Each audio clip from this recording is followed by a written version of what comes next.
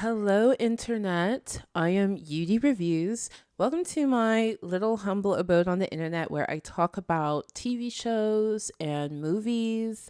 And if you've ever wanted to have a bestie to just hang out and chat about stuff with, you're in the right place. So I just watched Don't Worry, Darling.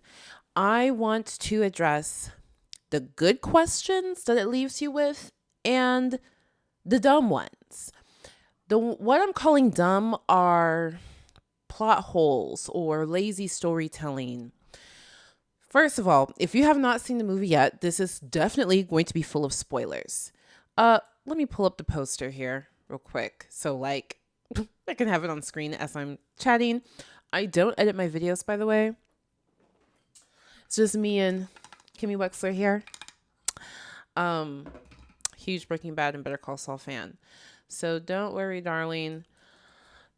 Now, let me just say, I'm not going to talk about the drama in this video.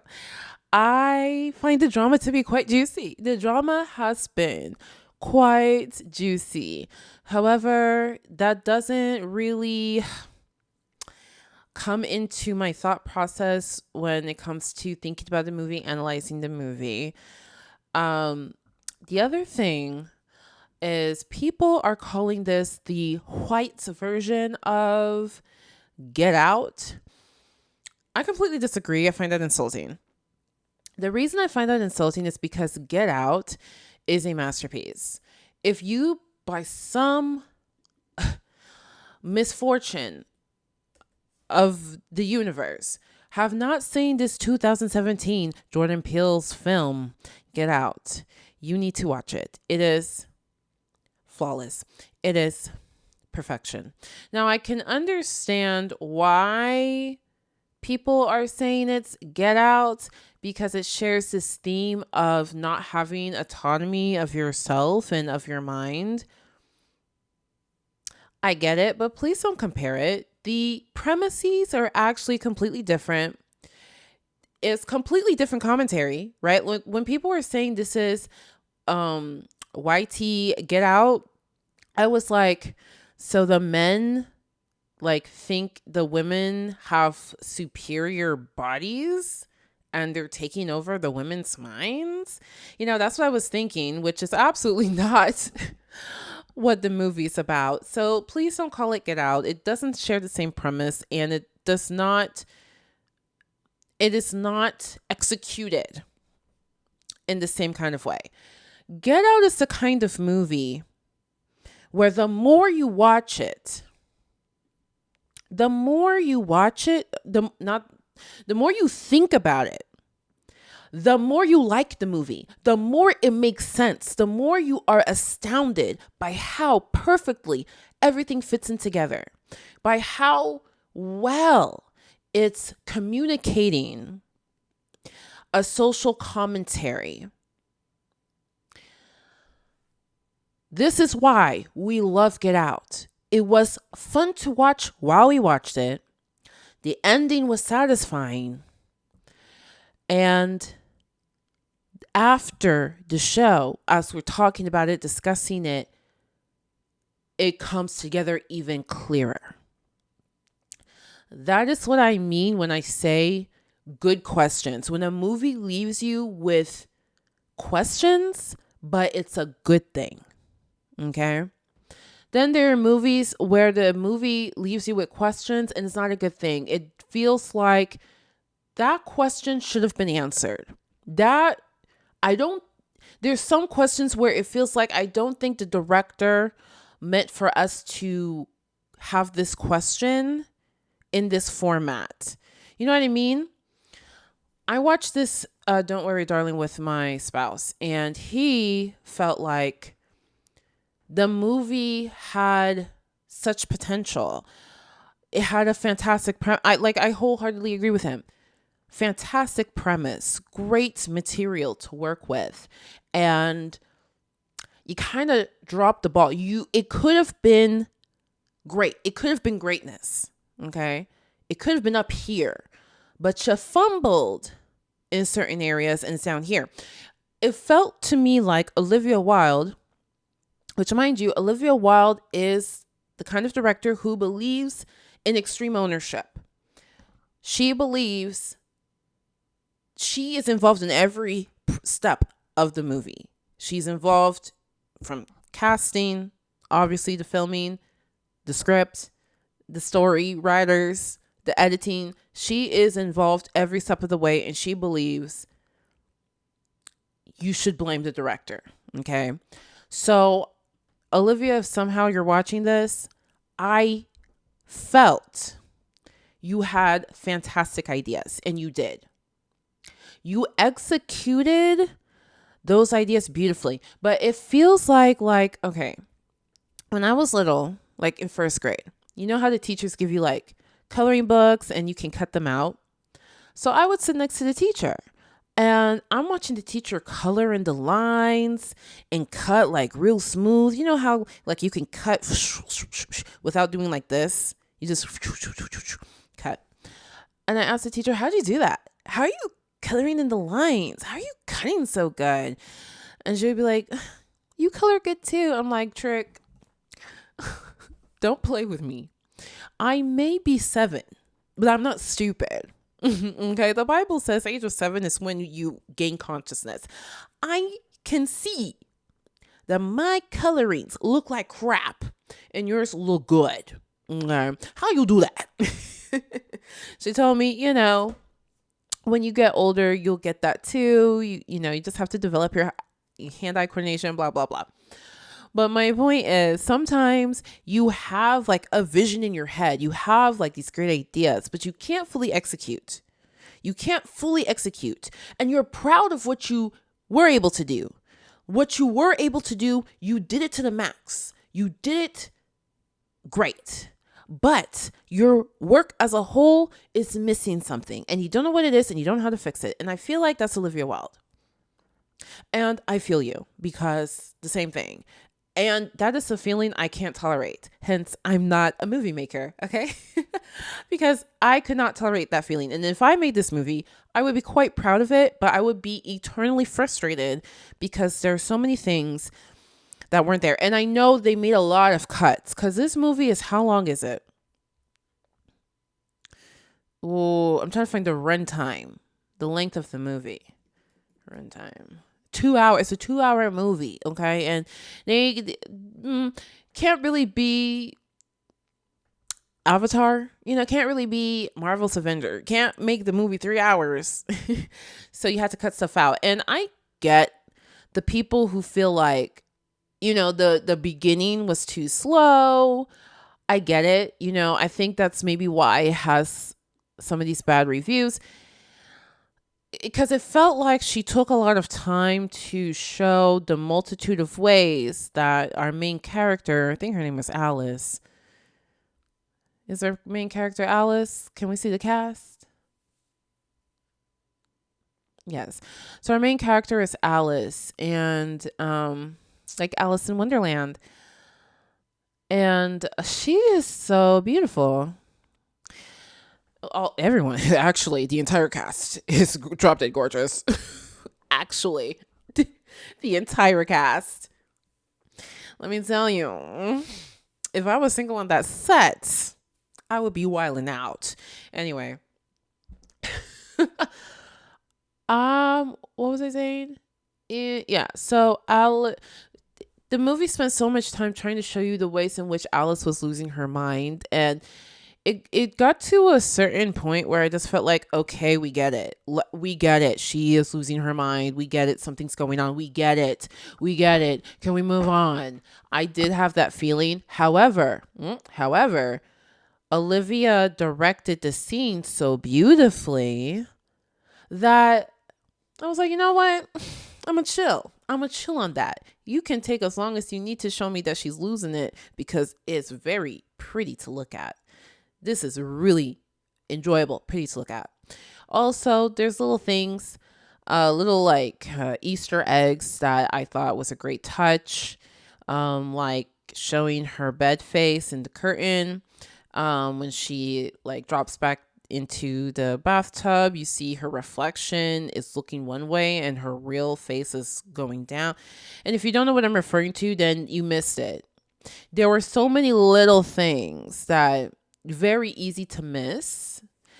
And I love when movies have that stuff so that it's entertaining upon your second viewing. And Olivia Wilde knew this is the kind of movie that people are going to watch again because some things may have confused people or they want to chew on it more. This is a kind of movie that you will if you liked the movie at all, you will rewatch it. I have frustrations with the movie we're going to talk about, but it's still a movie I would rewatch. And it has Harry Styles in it. I know quite a lot of the people who watch this movie are Harry Styles stans. And so just because of that, she knew people are going to be rewatching. So great job adding these little details. I appreciate the attention to detail for symbolism in this movie. She does a lot with symbolism. And if you're into analyzing movies, you know what I'm talking about. The set design, the costume design, all that kind of stuff. And I think she did a fantastic job. By the way, if you've seen the movie, you know that like all of the men are not attractive in their real life form. I need to see what Nick Kroll's character looked like in real life. I need to see what he looked like. Was Dakota Johnson in this movie? How did I miss her? Wait. She wasn't in this movie. Okay. Oh, I was like, how did I miss her? Ain't no way I missed her. Okay, ever since she told off Ellen, Dakota Johnson, she became the kind of chick I like after she told off Ellen. It says that she's in this movie. Somebody let me know. Okay, let's talk about some of the questions. Now, this movie left you with good questions, the kind of questions you had at the end of Get Out. It left you with good questions. And it also left you with stupid questions. Questions that the more you think about it, the less the movie seems cohesive, the less it makes sense. Like, it's like the more you think about it, the worse it makes the movie in your head. And that's not good. You don't want that. We don't like that. And that is why I can't say this was a fabulous movie. I can say it was a good movie, but I cannot tell you it's a fabulous movie. I can't give it a 5 out of 5. You know what I'm saying? This lady here, she brings up a really good point about the ending that I think is a good... Okay, so some of the questions that you're left with at the end that are good, it still frustrates you because it feels like you could have displayed that in a better way. You could have displayed that in a more satisfying way. And there's a whole way of looking at the ending that I feel 98% of the people who watch this film will not think about. And that que lástima, because it's such a bittersweet. It's you know when like those movies that end like really macabre, like it's not a happy ending, it's not a good for her film. That this is not a good for her film, right? But most of the audience probably felt like good for her, she got out, but actually no. Okay, so I appreciate this lady. Her name is Such Polina on the TikTok. She put out a few videos. Okay, let's see if she talks about... I think she talks about it here. Let's see. So this is part 2 of my Don't Worry Darling review, specifically about the ending that made me so frustrated. And this one is going to have spoilers, so spoiler warning in 3, 2, 1, let's talk about this. So probably one of the biggest issues that I had with this film is the fact that after the big reveal, there is so much nuance and implication that would come after it, and there is, I feel like, so much more storytelling and explaining to do, right, that is not allowed by the runtime. We are out of time. We're out of time, and so that is why it feels like you really didn't need to use all of those iterations of showing us that she's losing her mind, you didn't need to show for as long as you did, because now we don't have time to fully build this world, right? And we can tell stuff is on the floor. We can tell there are scenes that should have been there that's on the editing room floor. We can tell, Olivia. We can tell. And that's not good. Like, you shouldn't watch a movie and be able to tell. Yeah, they cut that out. They cut something out. You shouldn't be able to tell. It is frustrating. And people are like, frustrating in a good way because you keep talking about it. No, that frustrating in the way that we're giving it bad reviews when it should and could have been a movie that gets fantastic reviews. You get what I'm saying? That's what makes it more frustrating, is that this movie had the fantastic potential. And there's something else I was going to say. I'm sorry. I don't remember what else I was going to say. So keep talking. Very end, and so many questions remained unanswered.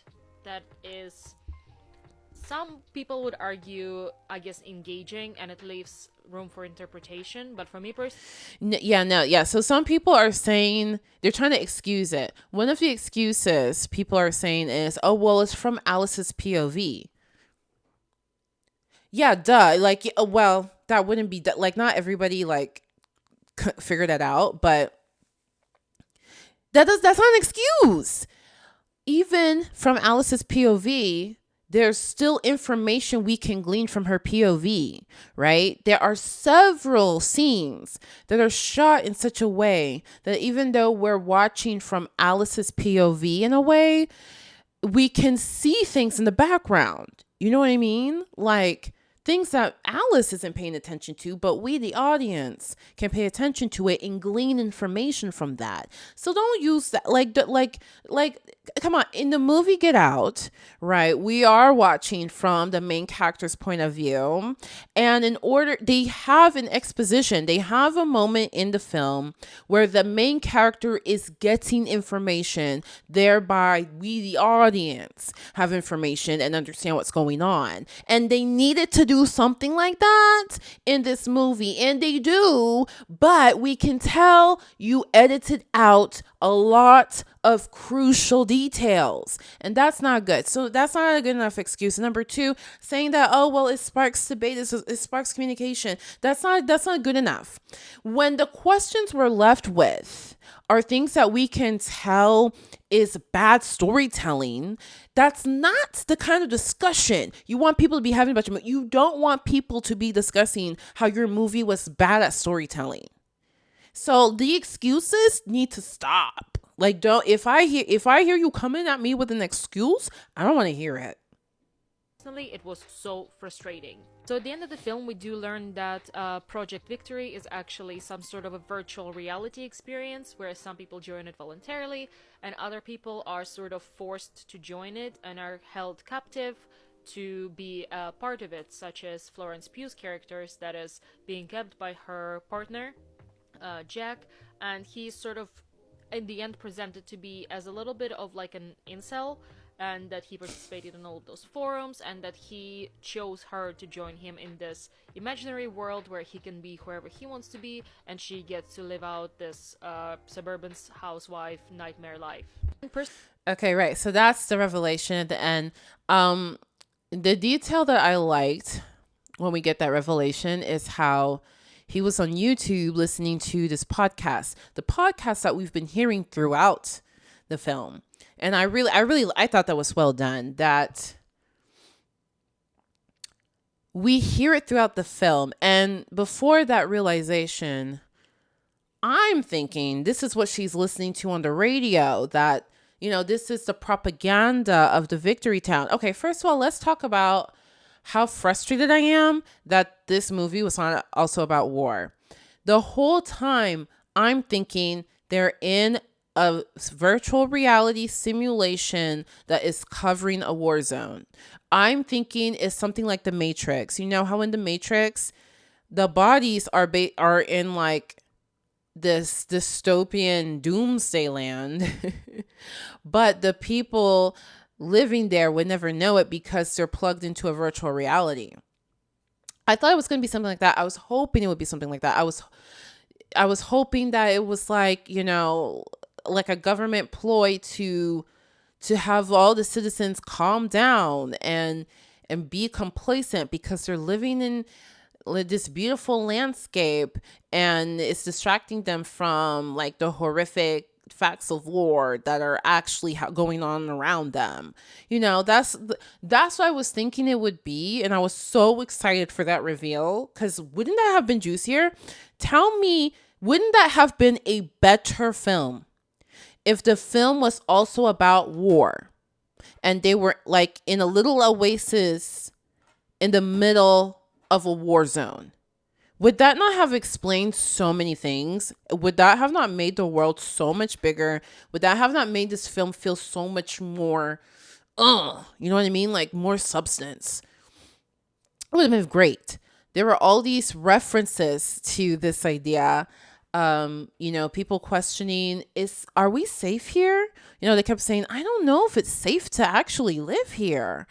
You know, the the earthquakes, the airplane that crashes. That would have been perfect. There's so many little things when the doctor says, what do you Brits say? Keep calm and carry on, which was propaganda to literally have the population like chill out while they're literally getting airstrikes in their hometowns. I was fully expecting this to be a war film as well, in addition to the other things that it's commentating on. But no, I was so disappointed. Like, that deflated me so much.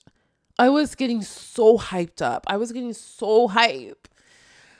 But anyway, that is the critique I have, that because I feel like that is something with huge potential right there that you let go. And I can't tell if they want it, if they were thinking about it, and so the remnants remained, or like it just never crossed their mind. I don't know. That is very frustrating, and that is the kind of question I have, that I feel like the director would not have intended us to have that question.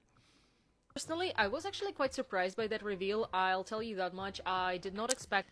Oh, also, I love that the guy was on a freaking Discord server. I saw that detail. I was like, because it's like one thing to listen to the Red Pill podcast, right? The Discord server, I was like, that is such a nice touch.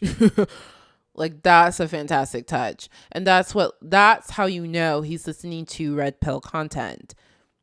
Which some guys are like, no, Red Pill is about self-improvement. You can keep telling yourself that. Keep telling yourself that Red Pill is about self-improving. Yeah, keep telling yourself that. Because one of the tenets of Red Pill is that things need to be the way they were back in the 1950s. As far as gender roles are concerned, people hate when you bring up,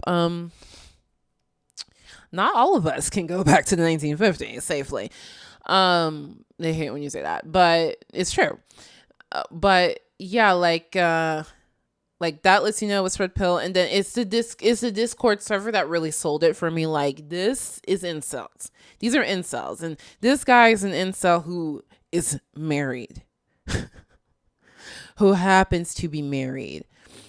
How unfortunate. Can you imagine marrying somebody, then they turn into an incel? That. I thought it would be something completely different, so I was quite like, oh, this is very interesting. And I feel like if they were to explore more of it, the film itself would have been more interesting. Yes. But they spent so much of the runtime showing right. us the suburban. So even if it's not the war thing that I was so excited for, and it's simply just this incel thing, you could have explored it so much more. For example, when they have the dancing ladies projecting on their ceiling, what is that? we can assume this is just like the film that the Victory Company has. It's just part of their marketing. But it just feels so random. It feels random. Like, had the ladies, because you know the ladies take their ballet class.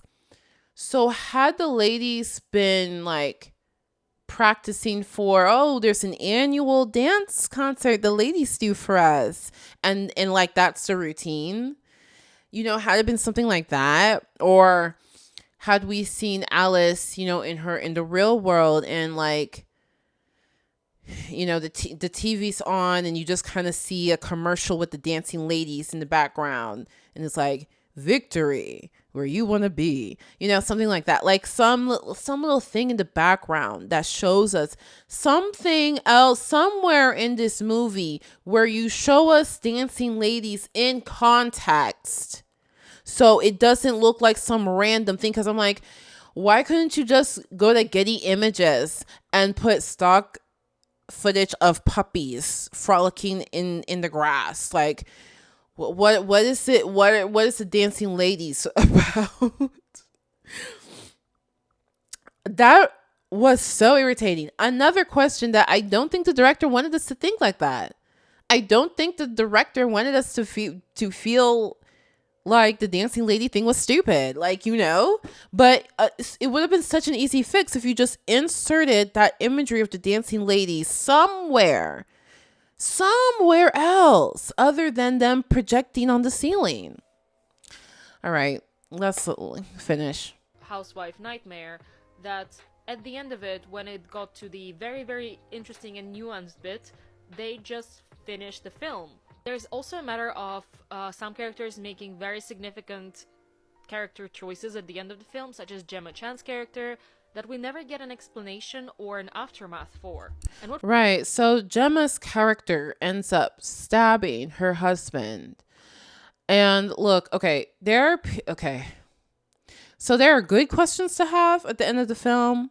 There are bad questions to have. And you need to think. You need to watch again, think a little bit more questions. So some people are having the third type of question about that. They're like, why did she stab him? I thought she was ride or die for him.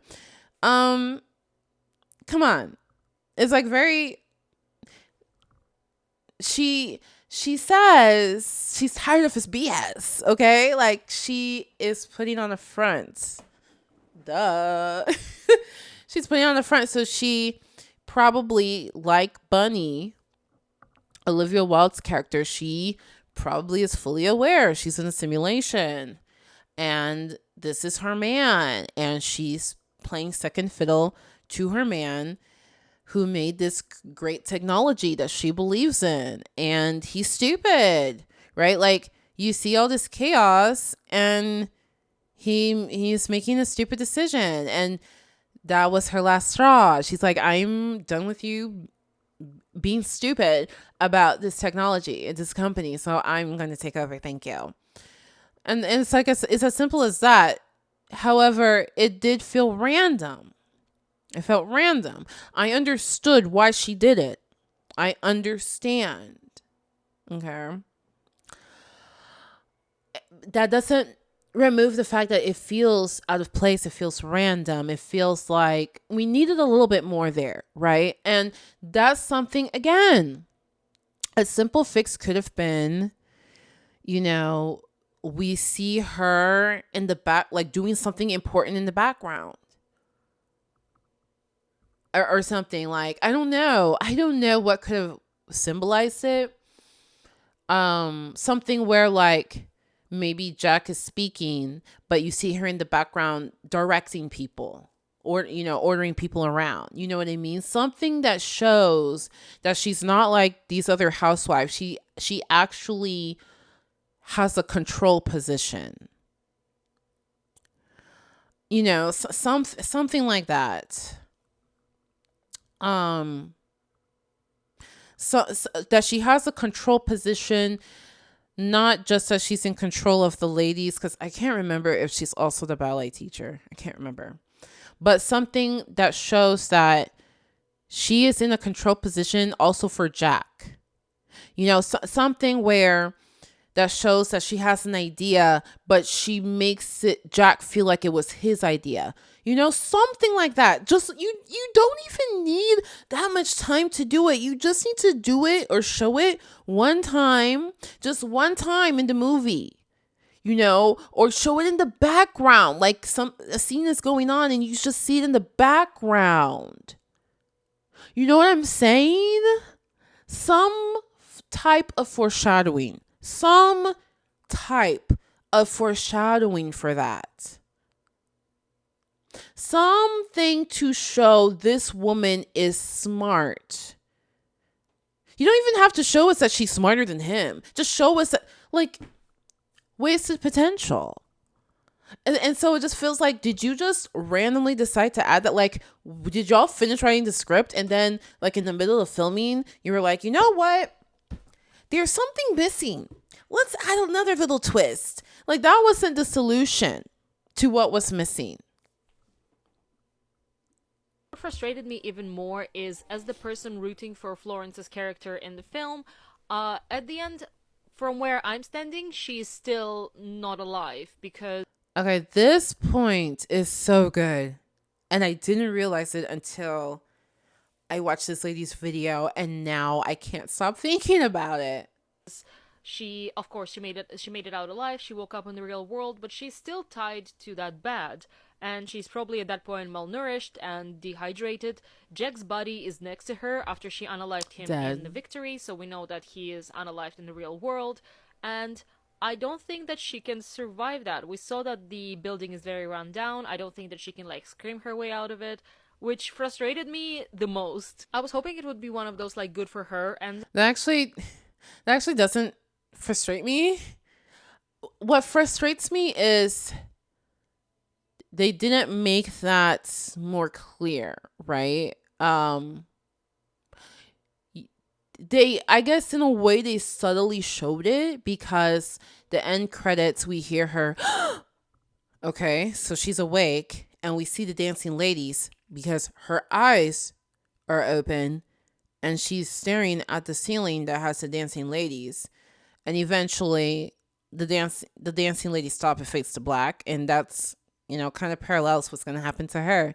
Eventually it's just going to fade to black. Really sad. I didn't stay to the complete end of the credits, but I haven't heard anyone mention this, but it would have been really a really good touch if at the end of the credits you hear the death rattles. That would have been so good. That would have been so good.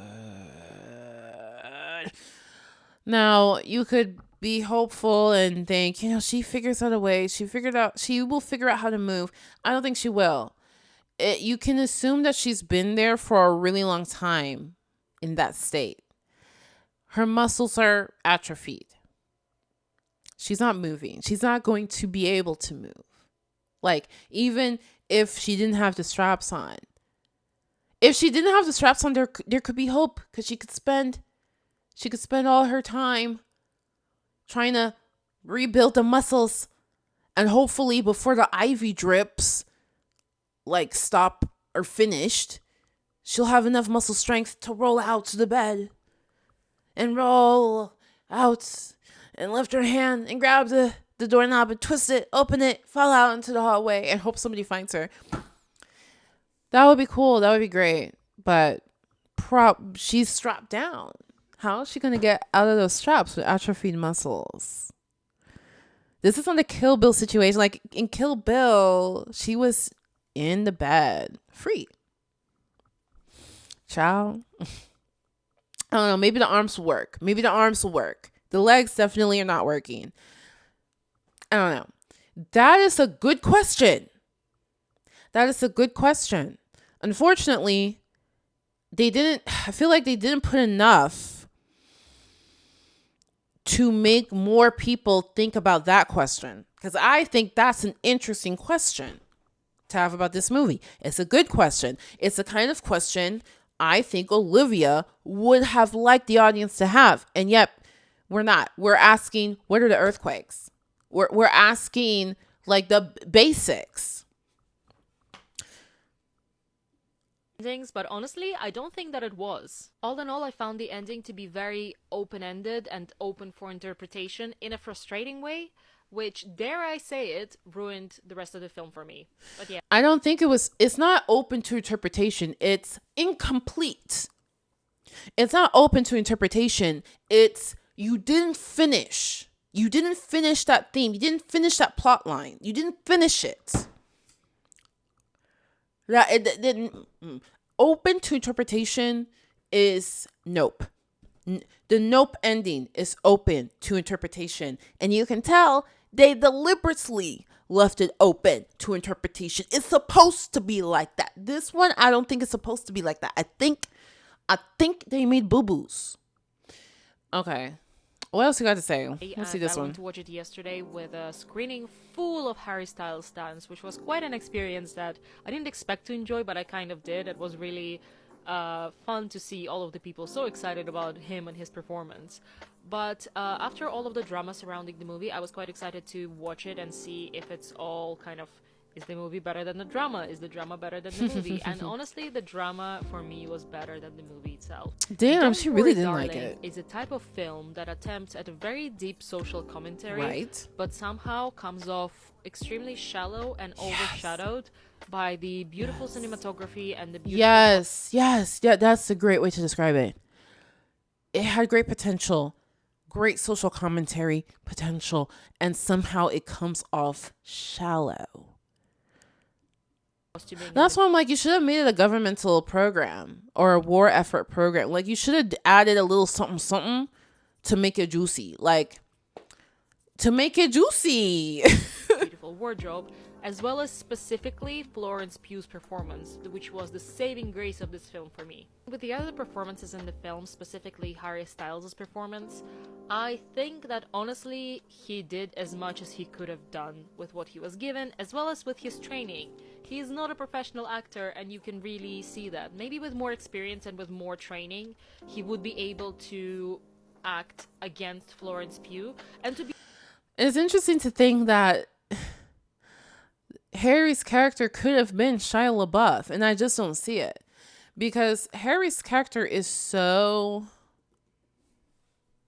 he's a soft guy. He's a soft guy. He's a calm guy. And Shia LaBeouf, just look at the titles he's in. Like, I don't get it would be different. It certainly would feel different, you know. Was Harry bad, or can I tell that he's an immature actor? I don't know. I don't watch enough films. I'm not an actress. I don't know. He was fine to me. I can recognize when something is good acting, right? Like, what's that? Doctor Strange, the one that looks like Halloween. Okay, there was a scene where Elizabeth Olsen, I was like, this woman is she put her whole Olsenusi into this scene, right? She put her whole Olsenusi. Okay, there were scenes I'm like, this film is ridiculous. I'm just watching for her. I'm just watching because she's acting. She's acting. She's an actor. She's acting. That's the only reason why I kept watching this film. Low key, that's to Cho Chittle. Oh, I'm sorry, I don't know how to say this beautiful Native American name. Oh my god, like that reminds me of like the Zapotec names and stuff. But Rachel, I love me some Rachel McAdams. Benedict Cumberbatch, like all y'all. John, Haley, all y'all great. But Elizabeth, she kept me in the theater. She's the reason I didn't go step out to get, snacks and stuff. Right? I can recognize when somebody is acting full force. I agree.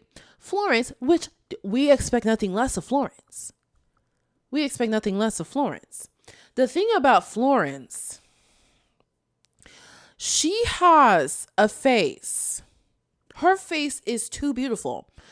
When she is on camera, right? Like when you see a picture of her, it's like, okay, beautiful woman.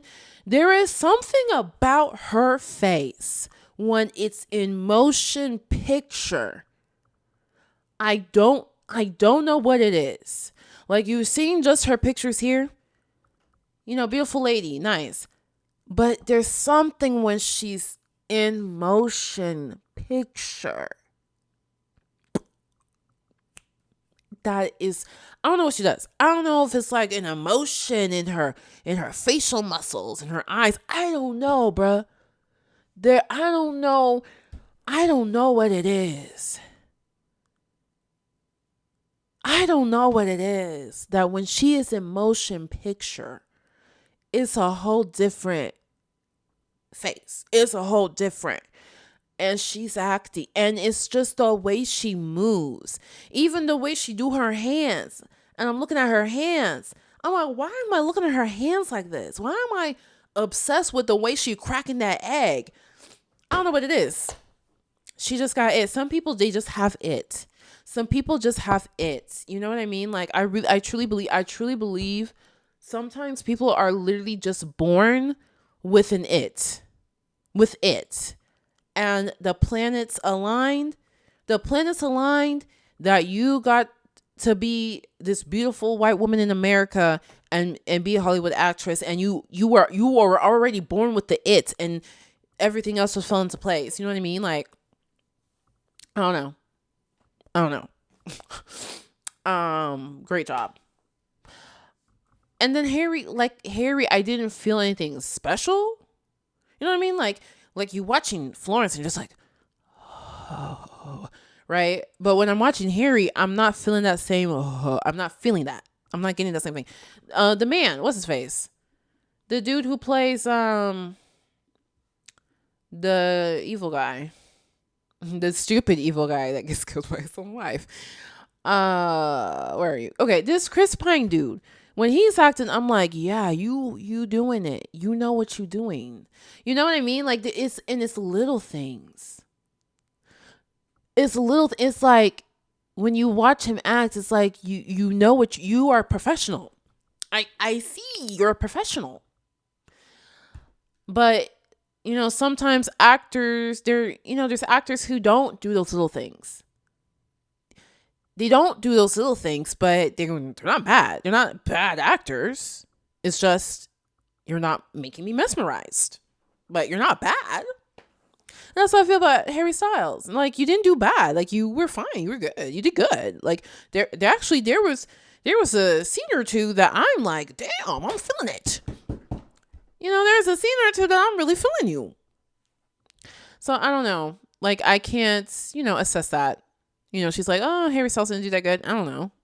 He did fine to me.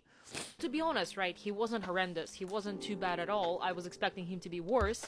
But acting opposite of someone like Florence, he was really lacking. And honestly, that was to be expected. The man is a musician. He's not a professional actor. He's an incredible musician. He can put on a hell of a show. But he's just not as strong as the lead. And they're out. This one girl who does gossip, she was like, who's going to win album of the year? Ain't no way it's going to be Harry Styles. I ain't heard Harry Styles. I'm like, you live under a rock. You could not escape Harry Styles this year if you wanted to. Summer of 2022 is Harry Styles. I don't listen to that stuff. I do not listen to that music. And I'm singing the internet, high speed internet. I don't even know what song that is. I'm singing Harry Styles and I don't even know it's Harry Styles. You know what I'm saying? Watermelon sugar high. Oh, like when that girl said, no, it's not going to be Harry Styles. It's going to be Beyonce. I'm like, no, this was before Beyonce released Renaissance. The Beyonce put something in that Renaissance album. Okay. She put something. Even that, Harry Styles is still a contender because his music is everywhere. I just had to put that note. Outrageous pay gap is something that is still was There's in a the pay back of gap? my mind the entire film. And What's the pay gap? It made me so angry. What's the pay gap? But this is not what this video is all about. Hold on. What was the pay gap? There's a pay gap? No. What type of pay gap? Because there's some people who should be paid more than others. I'm saying. Okay, it's saying that they did not. That's what the first article says. Showbiz reports Spiegel take home 700. Excuse me, only 700,000. No way. You paid that young woman 700,000 only? Is it true? Okay. Wild says it's not true. I believe her. So why are you? The rest of the cast did fine with what they were given. Like, there were no horrible performances or anything like that. I do think that each and every single one of them better than that of, say, Booksmart, which was also Olivia Wilde's directorial debut. It was just that the topics of this one and the narrative and the... Oh, I saw Booksmart. Booksmart was good. Booksmart was good. I think Olivia did great with Booksmart. This is a completely different film. Now, you can see the creativity in Booksmart, I see it in this film. Yeah. Olivia Wilde, she has ideas. Olivia Wilde has great ideas, but to tackle a heavy topic, she needed to call in someone. She needed a co-director. She needed a somebody else. I'm sorry. I don't know. That probably wouldn't work because it's her film. So who's she gonna listen to? But I can tell that she has a lot of ideas. Overall structure was a lot more complex than that of Booksmart. So I do think that it just showed that maybe she's not there yet. I do think that the writing... Is that not what I said? Yeah, people are vibing with me. And the story was a little bit overshadowed by the presentation, and it breaks my heart to say that this film did feel... And it lets you down because the presentation is very good. Olivia Wilde does great presentation. It lets you down that the meat is not as meaty as it could have been. Lets you down. Like it was presentation over substance, where it was beautifully shot, it was beautifully designed, it was beautifully costumed, and I did feel like my eyeballs were like, yes, yes, yes, but in my head I'm like, what is going on? I'm not really connecting with this whole story. And then there's the ending that frustrated me so much, but I'm going to make a whole separate video. Okay. Oh, there's an alternative ending. Let's not talk about, like, I'm already almost at an hour. Let's look at some other questions first. So this girl says she has, what did you say? Part of the victory application asks Jack if he has a pre-existing relationship with Alice. Does that mean that men could take random women in to be their wives? Is that why some of them have the same story for how they met their husbands? See, this is a good question. This is the kind of question Olivia would want you to ask about her film. This is a good question. And then people have their theories down here. That's actually something I did not think about. What I did think about were the people who work, like the train trolley guy, the red suit guys. You know, I think about the men. Yeah, because all of the workers are men, actually. Yeah, they're women workers. They're models and stuff. So basically all the people who aren't married, I was thinking about them. I was thinking, these are real people who, you know, this is their job. Like, they probably are in this virtual reality. Like, okay, let me clock in. Let me come into virtual reality. And then, like, by sundown, they're like, oh, time to clock out. And they live in the real world their normal lives. And that's what I figured. But what doesn't make sense to me? And look, like, this is the kind of movie that is going to be like, you're overthinking it because they didn't think deep enough. And that's why it's frustrating. These type of movies need to be good no matter how deep you think. Like, there should be no such thing as overthinking this type of film. That's why I'm like, stop calling it Get Out. You can overthink Get Out and and it makes it better. The kids are fake. The kids are fake, which means they're able to put fake people in the simulation. Fake people that you think are real. Okay, they're able to do that. So, are the other workers fake or are they real? I liked the idea before I knew the kids were fake. I liked that the thought that every human you see has a body outside. But now that they say the kids are fake, it's like, well, who else is fake? Who else is fake? You know? And so if they can fake people in the simulation, that would mean you don't need to kidnap a real woman and put her in the simulation. Just make a fake one. Like, do you see how, okay, then it's like, okay, then why kidnap Alice? Just make a fake Alice and just divorce your wife and live in a simulation, make a fake Alice or so, like, I don't know. But you see how, like, because they introduce that the kids are fake, now other things are falling apart. Other things of the world building is falling apart. And I don't like that. And then it could be, well, no, it's only kids. Like, they're only able to make kids fake. But all the adults are real. Then they needed to have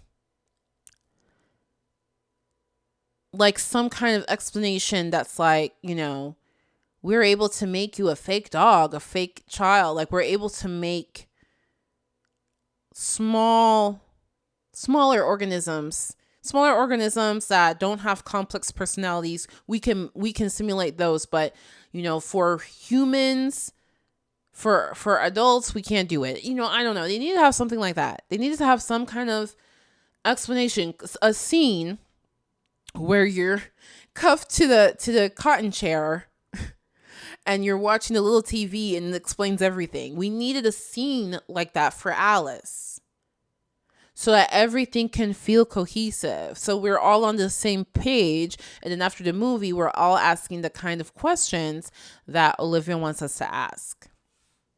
So I think that's unfortunate. I think this is a great question, but it's like, well, maybe they're fake because they can fake the kids. And they didn't explain, how much power is required to fake a kid. Is it preferential that we just use a real human body? And like we want you to put your kids' bodies, but no parent is willing to do that. So they're fake. Something.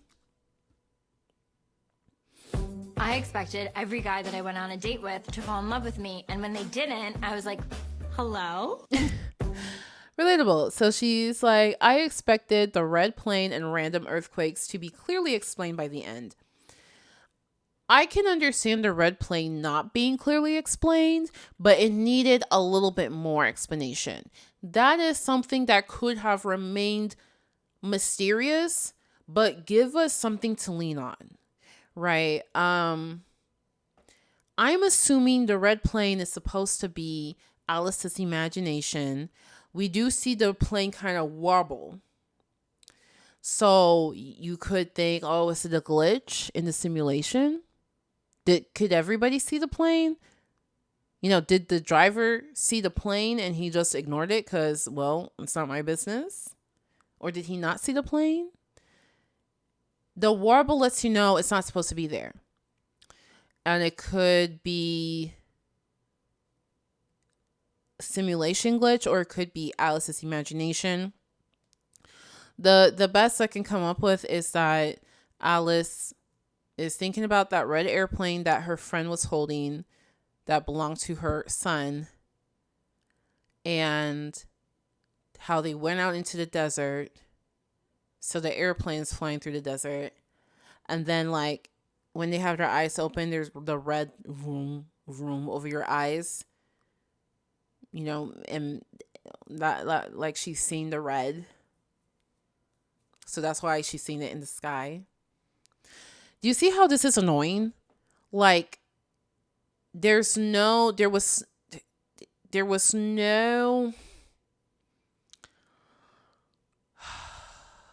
There was no clear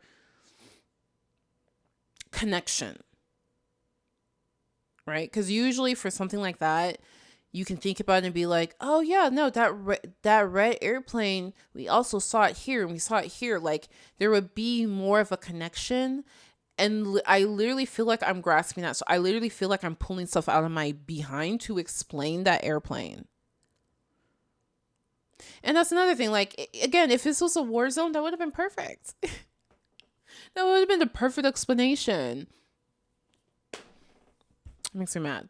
Now, the earthquakes that we were expecting that to be clear. And again, I'm thinking it's a war zone. That bombs are flying.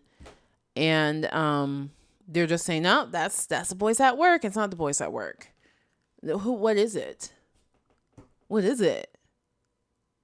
No, but seriously, like that one, we have no clue.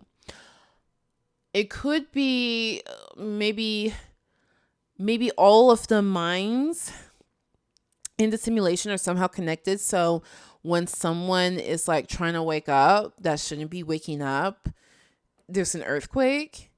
But again, like I'm literally pulling ideas out of my ass.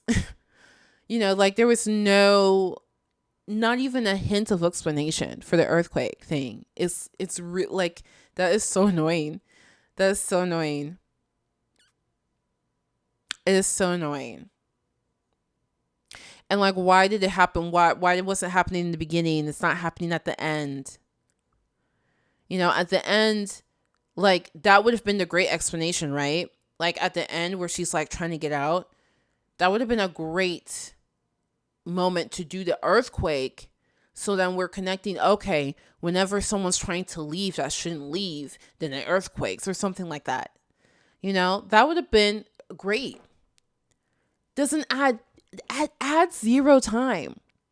It doesn't add any time to the film. Right? Like that's what I'm talking about. There's little things that you could have added that would have made everything made more sense. No, instead what they did is they had the lamppost start blasting. What's that? Okay, like first is earthquakes. Now you want to change it to the lamppost blasting. Like when people are like realizing they're in a simulation, the lamppost blast. It's like you're random. You're just doing whatever. I don't like that. It's so annoying. I think now is the perfect time to talk about Don't Worry Darling's original ending. So if you guys don't know... Okay, she's talking about the original. Let's see more questions first. Everyone is acting like I'm crazy. Okay, she says, me thinking about all the plot holes in Don't Worry Darling. And that's the problem, because these questions leave holes in the plot. That's bad. That's bad. Like, how were they, girl, how were they poor if she was a surgeon working 30-hour shifts, baby? That's my biggest question of them all. That's my biggest question of them all. Right? And why did you do that? Because you could have made, like, I don't know, maybe this is a world where medical doctors suddenly don't make money. Right? Because when she's remembering herself working in the hospital, at first I'm thinking, oh, she's a nurse or some kind of, assistant. That's what I'm thinking. That's what I'm thinking for some reason. That's what I'm thinking, because there's all these scenes about him being like, I'm so sorry, babe. I lost my job. How am I going to take care of you? And she's like, it's okay. I'll just pick up extra shifts at work. Making it sound like she didn't make much money. So that's why I'm thinking, oh, she's a nurse. Then I saw her tags at MD. I'm like, you're a medical doctor and you're poor. You're a medical doctor. And he's like, how am I going to take care of you? If you've been a medical doctor, ain't no man gonna marry a medical doctor wondering how is he gonna take care of her. She can take care of herself. The hell? Like, what is going on in this world that a medical doctor doesn't make money? That's something that could have, as she's like walking home, they could have like had the news on, like, oh, the presidential election of 2064 is going to be, like they could have, that's a moment where you could have put stuff to let us know what's going on in this world, like what's happening. Why would a surgeon, baby, nah, she's a surgeon. And we confirmed she's a surgeon because she comes home, she tells them, I sewed up 12 people. She's a surgeon. I'm sorry. What kind of surgeon comes home to the hot water's not working? Excuse me? No. What kind of, no. No. I don't care I don't care if they live in New York City. I don't care if they lived in New York City. Ain't no surgeon coming home to faucet problems. Bruh. And that would have been great because she could be making all this money, having all this success in her career that she finds fulfilling, and she's affecting people's lives. Meanwhile, he's unemployed, and all he does is chat on Discord all day and listening to his podcasts. That is that because he felt emasculated. That his woman is not like making her life revolve around him. But wouldn't that be even more emasculating? Like for a dude that he's already that insecure, wouldn't it be more emasculating that like, oh, you didn't call the plumber? Like, no, I mean, whatever he said. She'd be like, oh, that's fine. I'll just hire someone. You know what I mean? Like all the like little problems in the house that he didn't fix, she can be like, that's fine. I'll just hire someone. You didn't order dinner? Well, I didn't know what you wanted. She's like, whatever. I'll just Uber Eat something. Like showing her like just handling the stuff herself because she has the money and he's stupid. You know what I mean? Like that would have been better. Would that not have been better? Bruh. Hire me, Olivia Wilde. Your next think piece, your next big think movie, hire me.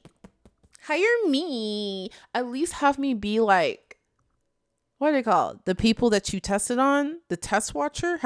Bring me as a test watcher. I'll do it for free even. I'll do it for food.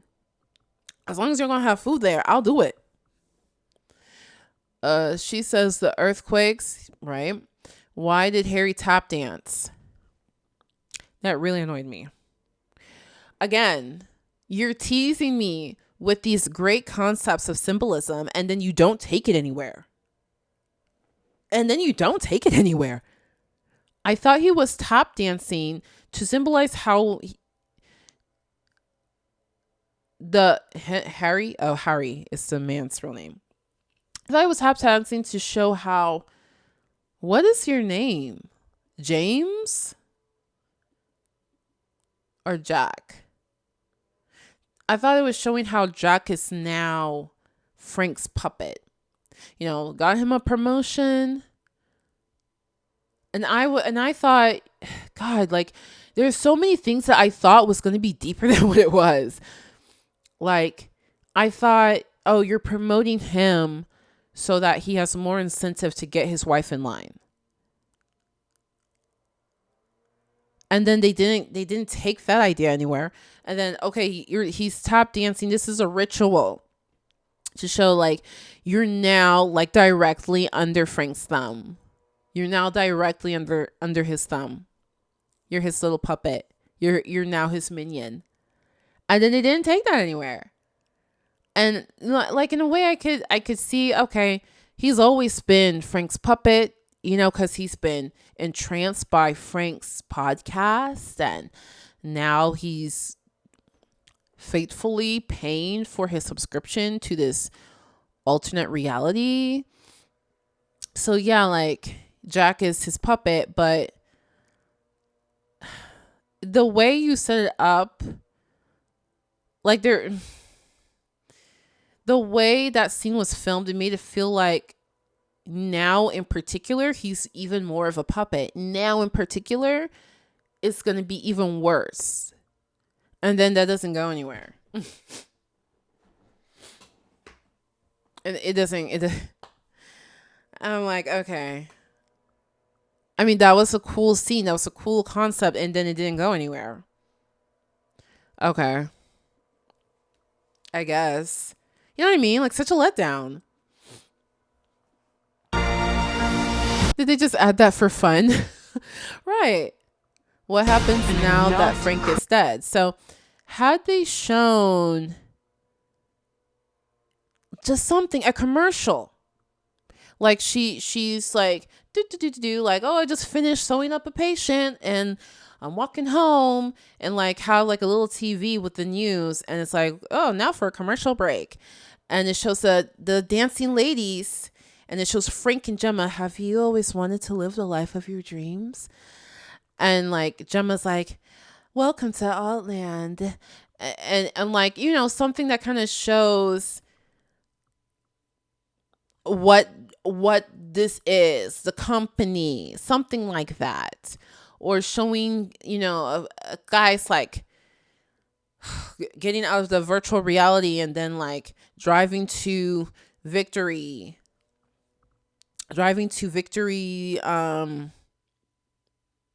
headquarters in real life, and showing like Gemma like doing PR for the company, like something, so that when she stabs him in the end, we're kind of like, yeah, she wanted control of the company this whole time. Yeah. Oh yeah, she's gonna spin this, you know, something to where it's like a satisfying thing instead of a okay thing.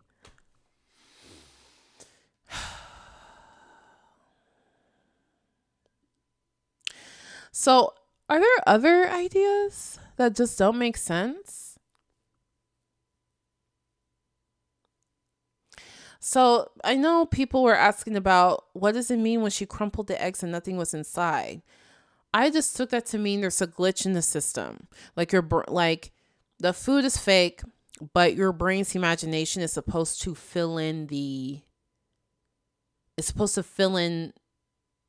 rest. Like, you know those optical illusions where there's like one line is this long and then the other line is this long, and your brain thinks one line is longer than the other, but they're actually the same length. You know, like your brain like put in extra information. That's what I was thinking. Like your brain is supposed to put in the extra information that there's stuff in the egg. You know, your brain is supposed to like use its imagination to make this hallway a hallway, but then like your brain is not cooperating. You're becoming too lucid. Like when you're dreaming and everything makes sense in the dream, but then once you become lucid in your dream, actually none of this makes sense. You know what I mean? Like when you're in La La Dreamland and you look at the watch and it says hello, that makes complete sense to you. But then when you're lucid and you look at your watch and it says hello, it's like, huh? To me, that's what that stuff was, and that made sense. But that doesn't make the airplane make sense, because that's not something in the simulation. Like, that was so annoying. What else were people asking? Let's see if we can find "Don't worry, darling" questions. Questions I have after Questions watching I have after watching Don't Worry, Darling. What happened to the red airplane? Girl, it was not a real red airplane. What were the earthquake-like things? Were they glitches in the simulation? You know they're getting work done. What was real-life Jack's job? And how did he lose it? See, that's a good question to ask, and it doesn't really matter. You don't really care what his job was, unless it was a job that gives you more insight into Jack's disgusting mindset. How did Bunny's kids die? That's another good question. See, these are the kind of good questions to be left with at the end of the movie. What do the men do when they... And it would have been great if there were hints, if there were clues. You know, like I don't know. Maybe Bunny would like snap every now and then. So then you could be like, huh, how'd her kids die? Maybe she unalived them herself. You know, like it would be cool if there were like little clues. Those are the kind of things that you can like sprinkle a little random clue and it's fine.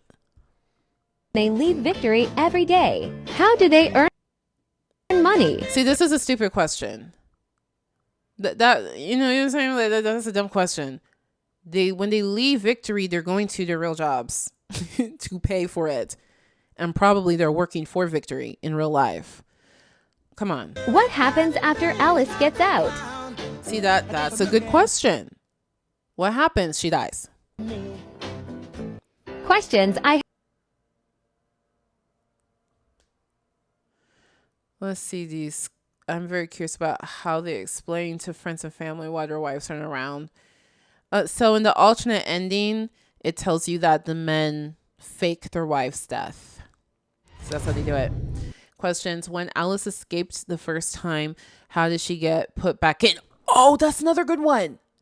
How did she get put back in? And I assumed that when Jack came back from work, he saw her or heard her like saw her being awake and he put her back in. When he went back in and just, you know, pretended like nothing ever happened. But in the dinner scene, we see that Jack had no idea that she got out the first time. So it's like,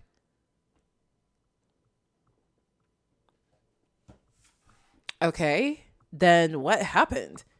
You know, this is not good. When like when the movie when a movie makes you feel like there's an answer and then it inadvertently it's like that wasn't the answer. And I'm not going to give you an answer that makes sense. It's like, okay, it's really annoying. What is the significance of the red plane? The significance of it is up for debate, but I feel like that red plane was just a plot. I feel like it was just a, hey, here's a good way to get her to go to the headquarters.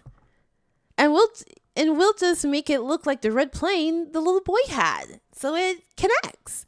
Okay, that's not good enough for a connection. Why would she be why is this the first time she's envisioning things that she saw? Like in her simulation, not in her head. Because we see how she sees it in her head. Why is this the first time she sees it in the... Because in the simulation, weird things are happening, like when she sinks back into the tub, but her reflection is still looking. You know? Weird things are happening, but she doesn't acknowledge it. Why is this the one and only... Why is this the only one and only weird thing that would be in her mind that she's envisioning? You know, I don't know. It's not good enough. It felt like just this dumb little way to get her to go to a location. And that feels lazy. When Alice goes under the water in the tub, but her reflection doesn't, that's a glitch. That's a glitch. When the egg doesn't crack, glitch. When the wall squishes her, glitch. Her reflection doesn't go down, glitch in the simulation. Like those things make sense as glitches. What is Jack's job in real life? Come on, y'all. American Jack not knowing that Alice can't have her phone on her in the operating room. Like, come on, babes. But that's the point. It's supposed to show that he's so incompetent. It's supposed to show like he's like a baby. Well, I didn't order anything because I didn't know what you wanted because you didn't answer the phone. Like, it's supposed to show him being like infantile, like dumb. Does Bunny leave during the day? No, she doesn't. She never leaves. Her husband takes care of her. She doesn't go to dance class. Oh, that's a good. I guess she comes and goes whenever she wants. I don't know. So these are good. Some of these are good questions. But and then like some of these are like plot hole questions. Literally all of these are answered in the movie. Why did y'all not watch it? Not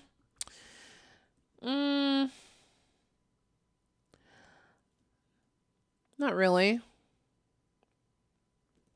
The first one definitely was not answered. Right? Because you could say the dudes in red took her body back to her simulation body back to her home.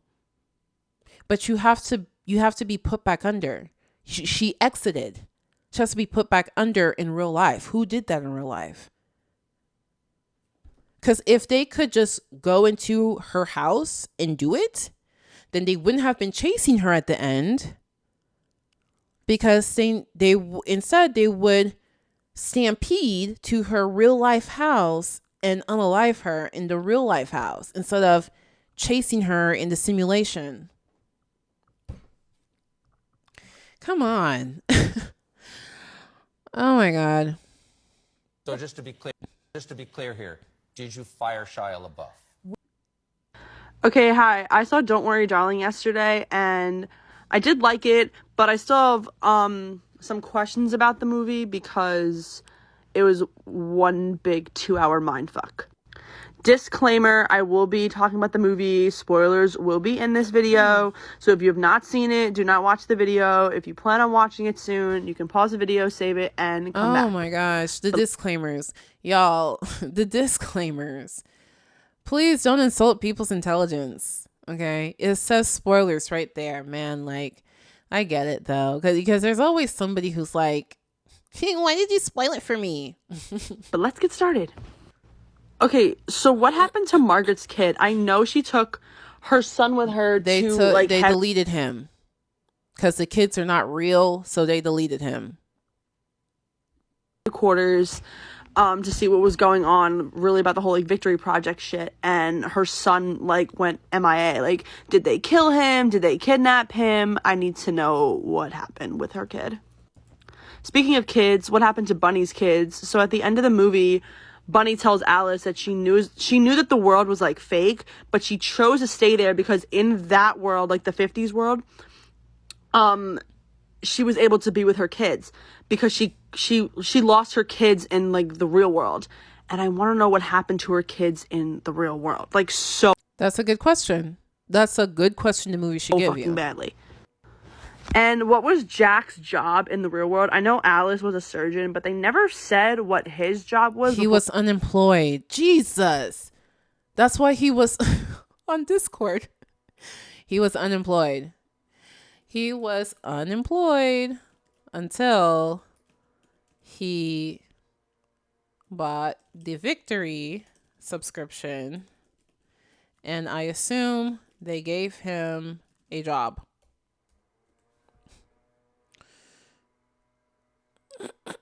Before he lost his job. Before he lost his job. I just want to know. I'm kind of curious. That's a good question. What did he do before he lost his job? How did he lose it? Good questions. After Shelley girl-bossed and stabbed her husband Frank, did she take over for the Victory Project? Did she like free? Of course she took over. She essentially said she's taking over. Did she set everyone free? Why would she set people free? Come on, y'all. Why would she set people free? She was pushed over the edge because he was handling an escapee incompetently. Why do you think she would set people free? Everybody, did she continue? She's in on it. It represents internalized misogyny. It represents like the women who vote against their best interests because they're in a position of power or it won't affect them negatively or whatever. Come on, y'all. To run it. I need to know what she did because yeah. This whole fucking airplane shit. I understand about like the eggs. I think the eggs was like a glitch in the simulation. And I feel like Olivia's like, oh my gosh, everyone's asking about the airplane. Like she's probably seen it as a good thing that everyone's confused about the airplane. And it's not. It's actually not. Because people are not confused for the right reasons. That's why they were like empty. And the earthquakes, I think, resemble like the men like leaving to go to work in the real world. But what does the airplane mean? I'm still so lost about the airplane. When Alice and Jack were literally getting it on in Frank's house, why the fuck did Alice make him stay and like watch? Like, why didn't she like tell Jack like stop or whatever, or like anything like that? She just like I feel like in the simulation, when Jack is pleasuring Alice, she loses control. Like she owes every single time. I don't know if this was intentional, but to me it seemed like the women are programmed to enjoy every time the man touches her. And like, creating validation for the man that he's doing such a great job. So she could not tell him to stop. She couldn't say, "Oh my gosh, someone's here." Like before he started, she was like, "People are outside, people are outside." Once he started, in the simulation, she's not capable of telling him to stop. In the simulation, it just feels so good. And I think the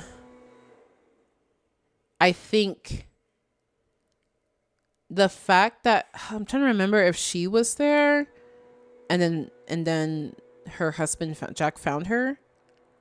But the fact that she's wandering around, the fact that she's curious, Frank is watching because he's excited that this might be a worthy opponent. And having him watch is just a little, extra creepy factor because this is like a psychological thriller. like, I don't, what?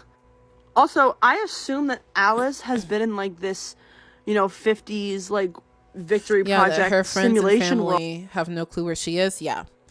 The alternate ending says that their deaths were faked, and I'm going to go with that. I'm going to go with they all think she's Alice, go! Why did he hug her so hard before? That's one of those questions that I think that's a good question to have of the film. I don't think that's a plot hole question. I think that's a good question. Why was he hugging her so hard? And we can discuss, his psyche and his psychology and his abandonment issues or whatever.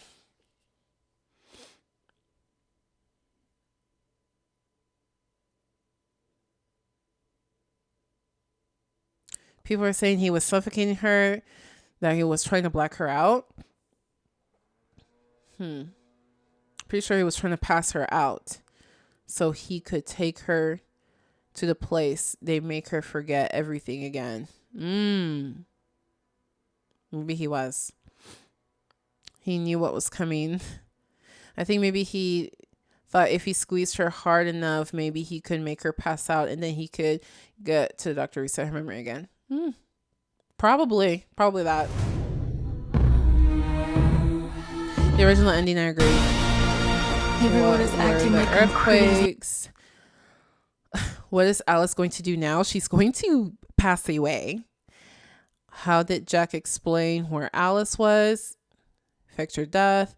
Were the looks on the other women's faces them realizing what happened? If so, what were they going to do? Yeah, so at the end where she comes out into the street and all the women were like, "Oh," and the lamp posts are busting, it's like that's also stupid. That's a plot hole. It's like, why is it when Alice is going crazy, y'all are like, oh, I think she's what's happening? How come when she's going crazy, y'all are like, oh, but when the black lady was going crazy, y'all just like were like, oh, she's crazy. Because you can't say, oh, like when one person is shaking it up, it shakes up everyone. You can't say that. Because we saw how one person was shaking it up and it didn't do anything. Also, the pills. Okay, the food in this world is not real. Right? When you eat them, you're not actually getting nourishment. I can see how being unalived in the simulation unalives you in real life, because it's your mind. I guess, kind of. It's your mind. So if your brain dead, then you're dead. But that's it. That's the only thing that affects you. Like, other than having memories of the experience, that's it. Eating food doesn't actually nourish you. That's why her body has the IV drip and stuff. So why were they trying to give her pills? What were the pills going to do? What are simulation pills going to do in the simulation world? Like, it makes sense if you, like, the dude wakes up and, like, goes to the doctor, gets an injectable, and injects it into her actual body. But how does it make sense to solve the issue in the simulation world?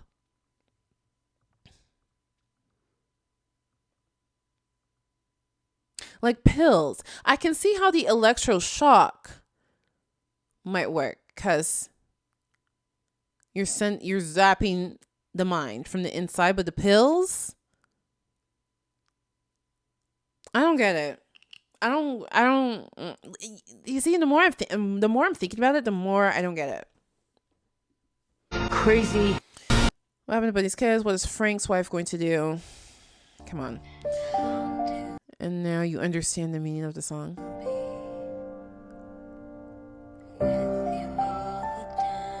Yeah, with you all the time.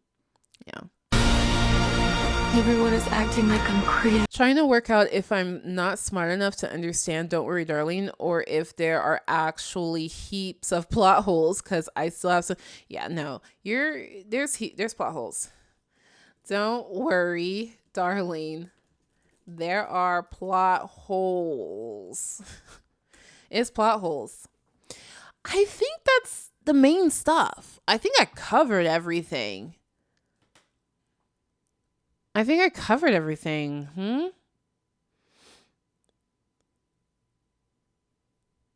I think I covered everything. Is that the end of it? No more questions? Oh, load more. I think we got it all. Everyone is acting like I'm crazy. I just want to know what Alice did when she woke up. Did she go to the police? Did she get out of restraints? What did she do with Jack's body? No one realized she was missing for 3 solid months. How did you know it was 3 months? How do you know it was just 3 months? Also, she likely dies. LOL. 3 months. Okay, but who was the doctor? Why was he there? What do you mean? He's there to control the people. The women. God, she's so beautiful in motion, man. I don't know what it is.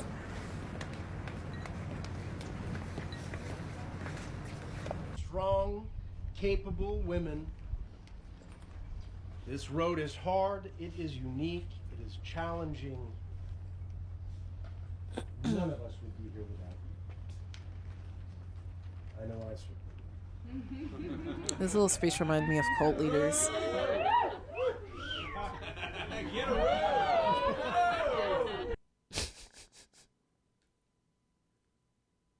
Even the behind the scenes too. Don't worry, darling made my brain itch in the best possible way. I'm a simple woman and got everything I wanted. Alright. If you have not seen Don't Worry, Darling, do not watch this. How did he keep her alive? Like, What do you mean? did he put in a feeding tube? IV drip, feeding tube, yeah. How? IV drip, How feeding was that one tube. lady pregnant? Was she pregnant when she went in? That's another question. That's another good question. Did they simulate her pregnancy? Because she's never going to give birth. It's just clear that she's just going to be eternally pregnant. Was she pregnant when she went in, or Is it simulated? Did he choose that, like, oh, I want her to be pregnant? Did you click that? That's a good question. Need her unwillingly? Did anyone else also notice there were no dogs? So you get to Yeah. choose. And I feel like that would have been great. Like if you had a dog to show that the type of animals that can be simulated versus adults who have to be real. That would have been great. Your identity. How does that hold up? How does that work? Also, what jobs do you think these men were working? Like really to pay for this? Also, how much does this type of thing cost?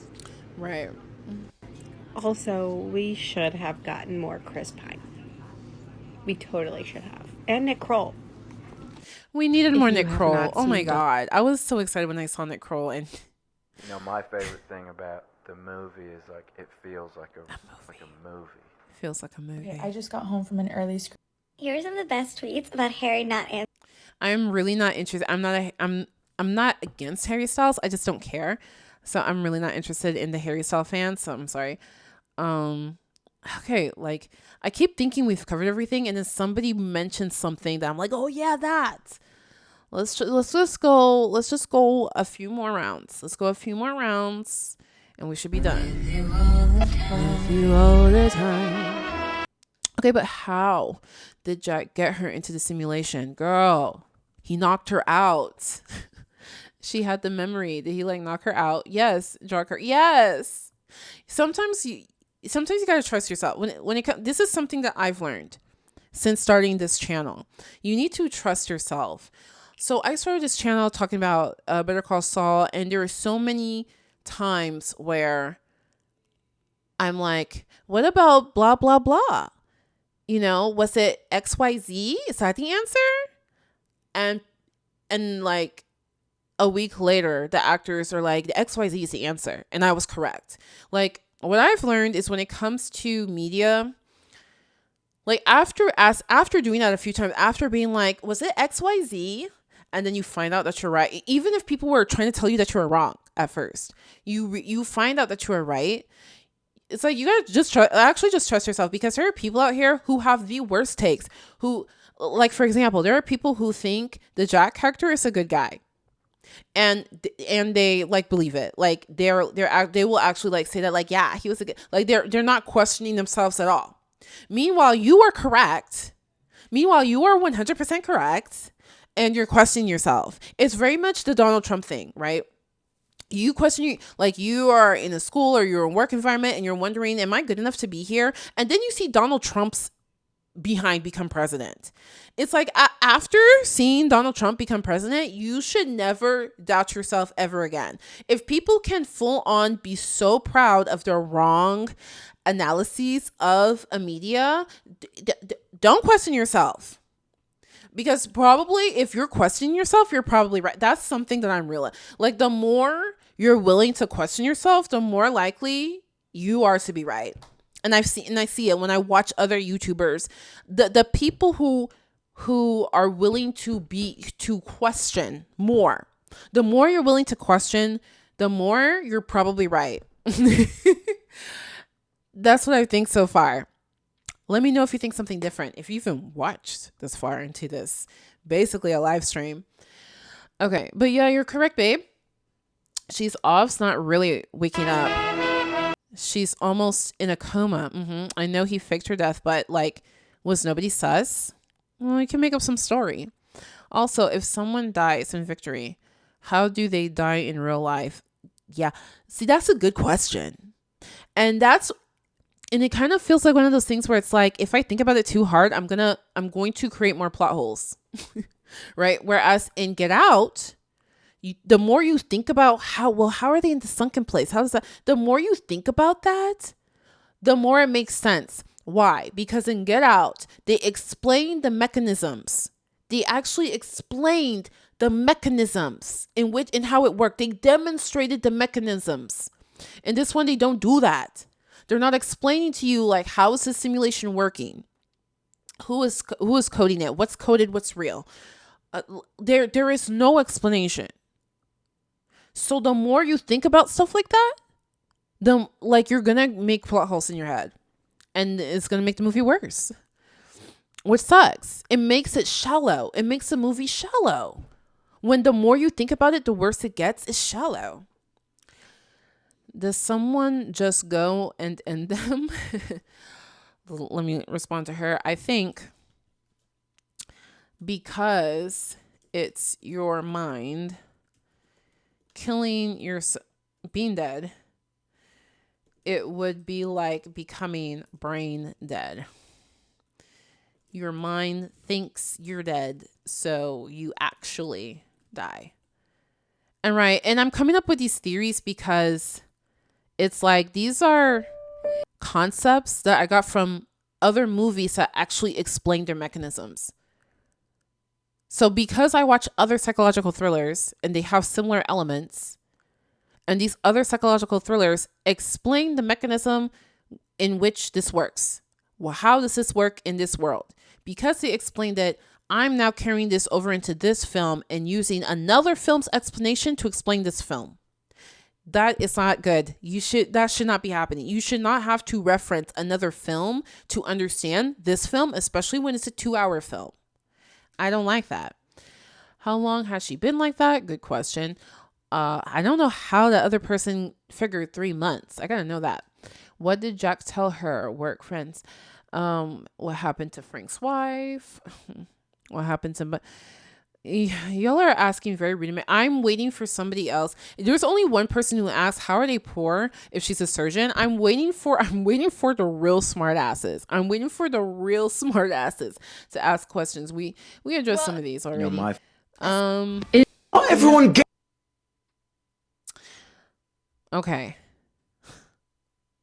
Again, like usual, I'm like, okay, we're done. And then like somebody actually has a good question there. I think, okay, let's try one more time and see. You know, my favorite thing about the movie is like it feels how does like Victory work? Like a movie. And again, the place is called Victory. How could you not make it a war film? It's called Victory. Ugh. We need to have a chat, I swear. Why the plane? How does Victory work? How long are they in it? And I also wondered because she was like, let's leave. And he was like, okay, we can leave. And I'm just thinking he can't leave. Because I'm thinking he works for Victory. Like he knows how this all works.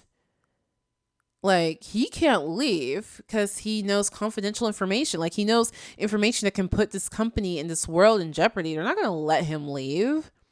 You know, and whenever they said like so-and-so was fired, I believe they just unalive you. Like, I feel like once you get involved in Victory, you cannot leave. They're going to unalive you. You can't leave because now you know too much. But I kind of feel like here's another plot hole. How do you guarantee these men won't rat? Like, what stops a dude from waking up to go to work one day and like he's sick? He's like, I'm actually sick. Like, I need to stay home. But actually he's like going to the police with like all this evidence. You know, like what's stopping that from happening? What is stopping a whistleblower? You know, like we can assume they have precautions, but there's no mention of it. So it's like, can we assume? Or is this a plot hole? You know? Harry, what was your favorite part about being on set? Yeah, Oh, some kids.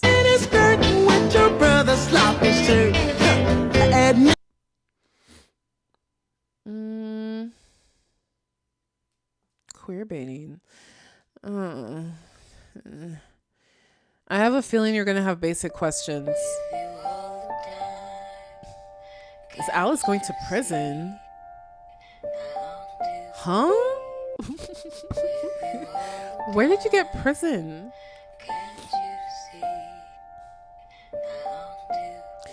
Where did you get prison? Do other women find out what is happening? Yeah. Are they like using their brains? Who knows?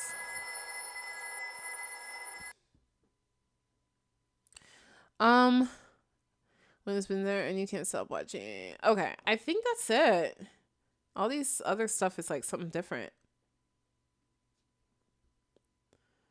Oh, you have questions. Talk about this movie. I just saw it. And like go MIA.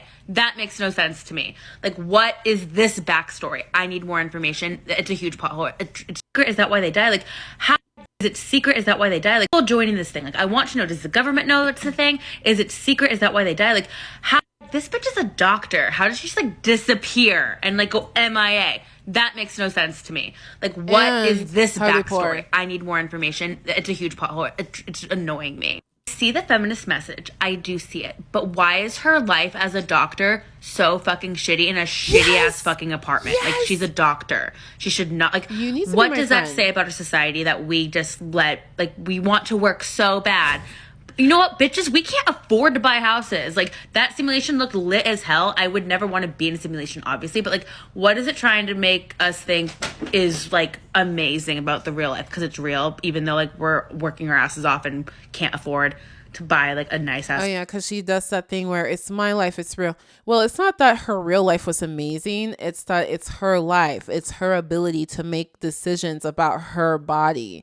And even if she's deciding to be someplace that's not so beautiful, it's her decision. That's what makes it special, that she's having autonomy. And also we can see that she likes her job. She appears to be quite fulfilled at her job, and she's good at her job, and she likes her job so much that she's willing to work 30 hours and makes her exhausted when she comes home. But you can tell that it's fulfilling, that she's helping people. So that's what makes it worth it. This fucking house, like, literally, like, that is annoying, mainly because it's like, if you are struggling with money, that whole thought process is really annoying to watch personally. Like, that just bothered me. So the whole, like, death thing is confusing. So are they gonna murder him? Why would she not also be dead? Like, if they're in a real life situation, like, couldn't they murder her too? Like, how could her just getting out of simulation make her not get murdered? Like, what, she wakes up and then gets murdered anyways? Like, that, if he's already dead, how is she not going to also be dead? She like, will. She realistically, will. Like, she will. That also made no sense. I like this girl. Did love the costumes. I did love the cinematography. I loved Florence's I love acting. You. It was we so need to be good. mutuals on And here. honestly, I really think the first half dragged so long. It really just reminded me of a panic attack that I've had before. Like, it just reminded me of like a typical person having anxiety. Like, honestly, a lot of people have experienced it, so, which is why I think it is sort of good. It really kind of shows what that feels like. But like, I just thought the plot needed more. Like, it was just boring. I was kind of bored, honestly. I don't even want to watch it again because it just had too many questions, and it's annoying because, like, they're never going to be answered. I don't really care if she lives or dies at this point at the end, because and then there's people are like, no, you just have to watch it again. You have to watch it again because you didn't see, you didn't pay attention and see that he had a Discord open on his computer. You didn't see, like, you have to watch it again because you didn't see something. But there are people who we actually saw everything. We pretty much saw everything. I have not seen anybody bring up an image, a flash. I have not seen anyone bring up anything that I did not see. I saw it all. I did not miss it. Every little, something that you missed, I didn't miss it. I saw everything. There are plot holes. It's not provocative questions. It's meant to make you wonder. It's plot holes. Stop trying to turn plot holes into like it's like putting lipstick on a pig. Like, you're trying to tell me this thing that's not good is actually good. Like, stop. Empowering, but it was just kind of like, are we promoting like the metaverse? Like, what is the point? Like, I think if you have a lot of money, like, it could be like anti, like, men suck, guys are assholes. But I honestly just thought it was a really good description of like what our culture and society is like now, which is why I didn't like it, because I think people are not really in reality. People are living on social media and other things, and they're not here present. And I think the message was just weird. I don't really know what I'm supposed to feel, honestly. I'm talk about this movie I just saw.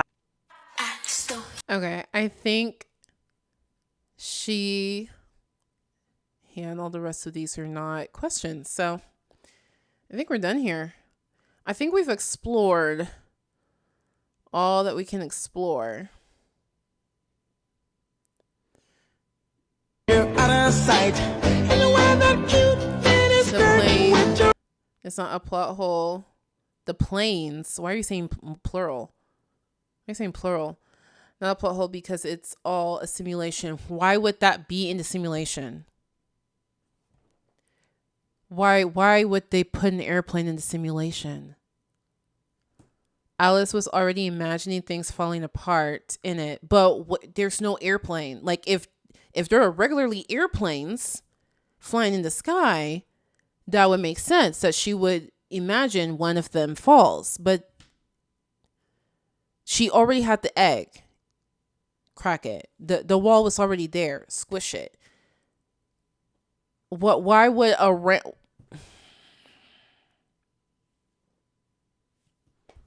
you get what I'm saying? That's not a good enough answer. My question is, why did Alice have to go up to the mountain when it looks like the portal the men exited from was at the base of the mountain, baby? That's okay. I'm glad you brought that up, because the guys were driving and it looked like there was a port at the base of the mountain and they're driving to that port. And that's how you exit. So why is there, like, there's an exit for cars? There's an exit for if you're in a car and there's an exit for when you're not. Or I'm like, did they just like take turns? They like figure out how to get in single file and like take turns driving up the mountain and then come out one by one, like come out all together and touch the glass? I don't think so, because they would have shown that, right? They would have shown that. It's kind of weird. It's like, it's kind of weird. You know what I mean? Like, yeah, it's weird. But girl, that's not a good explanation for the plane, because she saw things that were there fall apart. The plane was not written in the code. So it doesn't make sense for the sim to generate a plane. Like, how is the sim randomly generating something that's not supposed to be there? It doesn't make sense. Or are you saying because the simulation generated that little airplane her friend had, so she's imagining that toy is flying in the sky? But that's the only time she imagines objects doing things that they don't do. Like, that's the only time. You know what I mean? Like, all the other times when things are weird, it's like still in the same vicinity. But this is the one time the object that her friend is holding on to, she's imagining it like up there. No. They needed her to have an excuse to go to the headquarters. Stop. Oh my God. And people are saying it symbolizes the red lasers going across her eyes, but why doesn't she continuously see that as she's remembering stuff, as she's seeing the dancing ladies? Why is she not seeing red airplane? Or did I actually miss that? Is she frequently seeing red airplanes? If that's something I missed, let me know. But I feel like I did not see her see again the red airplane, because that would make sense if again she sees the red airplane, but she doesn't.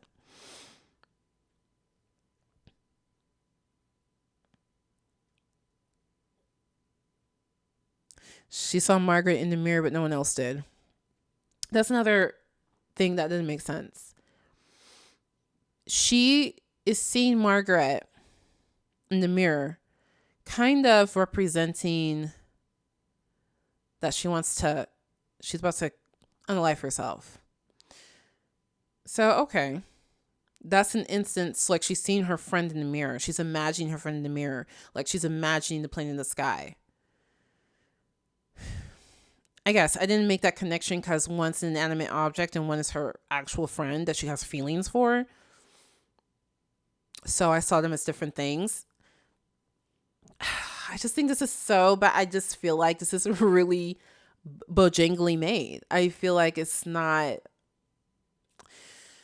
it's not cohesive. But okay. She sees her friend in the mirror. Nobody else sees her friend. Thank you for that, because that makes it more sense. Nobody else sees the plane. She sees the plane. No one sees the friend. She sees the friend. So at that moment, I thought she and her friend were like, I don't know the word, like their minds are linked, because she's predicting that she's gonna end herself. Like I'm feeling like their minds are linked or something, like they're communicating telepathically. But then, that doesn't happen again. No more. I guess at the end, she's communicating telepathically to the other women.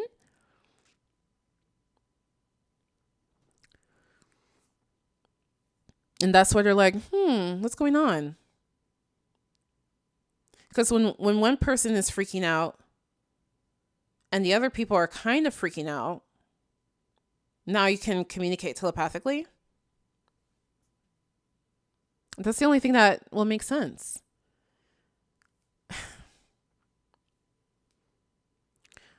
I'm shaking my head because I'm like, I guess. Why did it take me spending 2 hours chatting with y'all, going through comments to make that kind of connection? To make that connection whatsoever? I guess.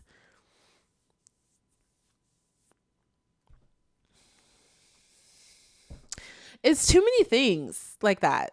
It's like, okay, I guess. Bruh.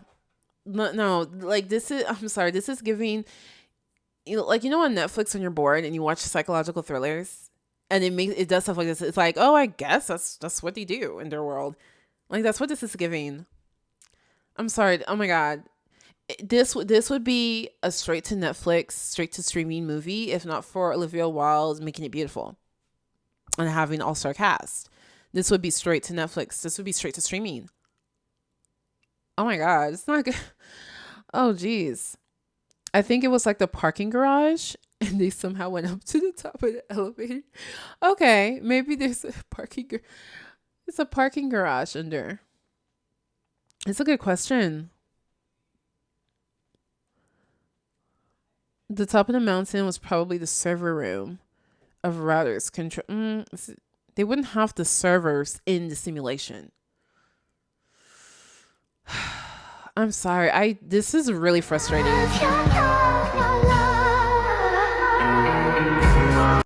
You know, my favorite thing about the movie is like it feels like a movie. You got the cinema. Okay. Everyone is acting like I'm crazy. And I'm not crazy. Everyone is acting like I'm crazy. Okay. Jeez. Every time I'm like, I think we're done, we find something else. So I think we're done. Now I think we've touched everything. I watched Don't Worry Darling yesterday and I have so many questions. Unless you heard their conversations. He hears and sees everything. He's a fucking creep. Moving on. Shelley realizing Frank was a psycho. I do think that Shelley always knew she just needed to play the part of a good wife, waiting for chaos to happen, chaos meaning Alice, because chaos is the enemy of progression, so she took advantage of the chaos and killed him. Earthquakes, I have no fucking clue. My theory is that it's a glitch in the simulation anytime someone enters or leaves to pretty much hypnotize them. It's very weird. The ballerinas are projected in their bedroom in real life to pretty much hypnotize them. It's very weird. But you can see them when they're laying down in bed together in that one shot towards the end. The ballerinas are projected. Jack dancing scene, he was dancing like he was being a puppet. He was being controlled by someone else. He was dancing until he could not breathe anymore. He was being controlled like Frank was controlling him. It was kind Wait, he was being controlled like Frank was controlling him?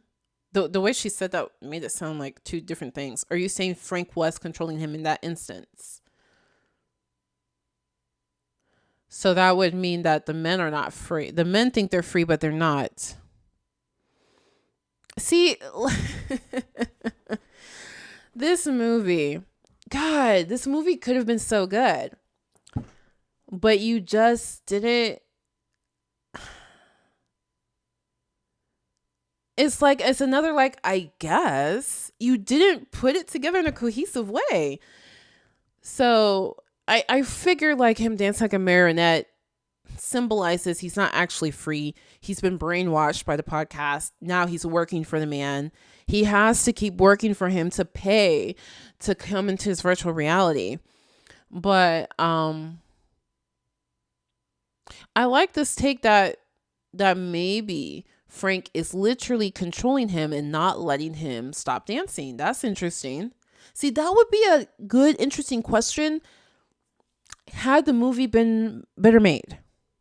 Because everybody would be asking that question. Unnecessary, but I get the idea of it, like the theme. Gonna get through this as quick as possible.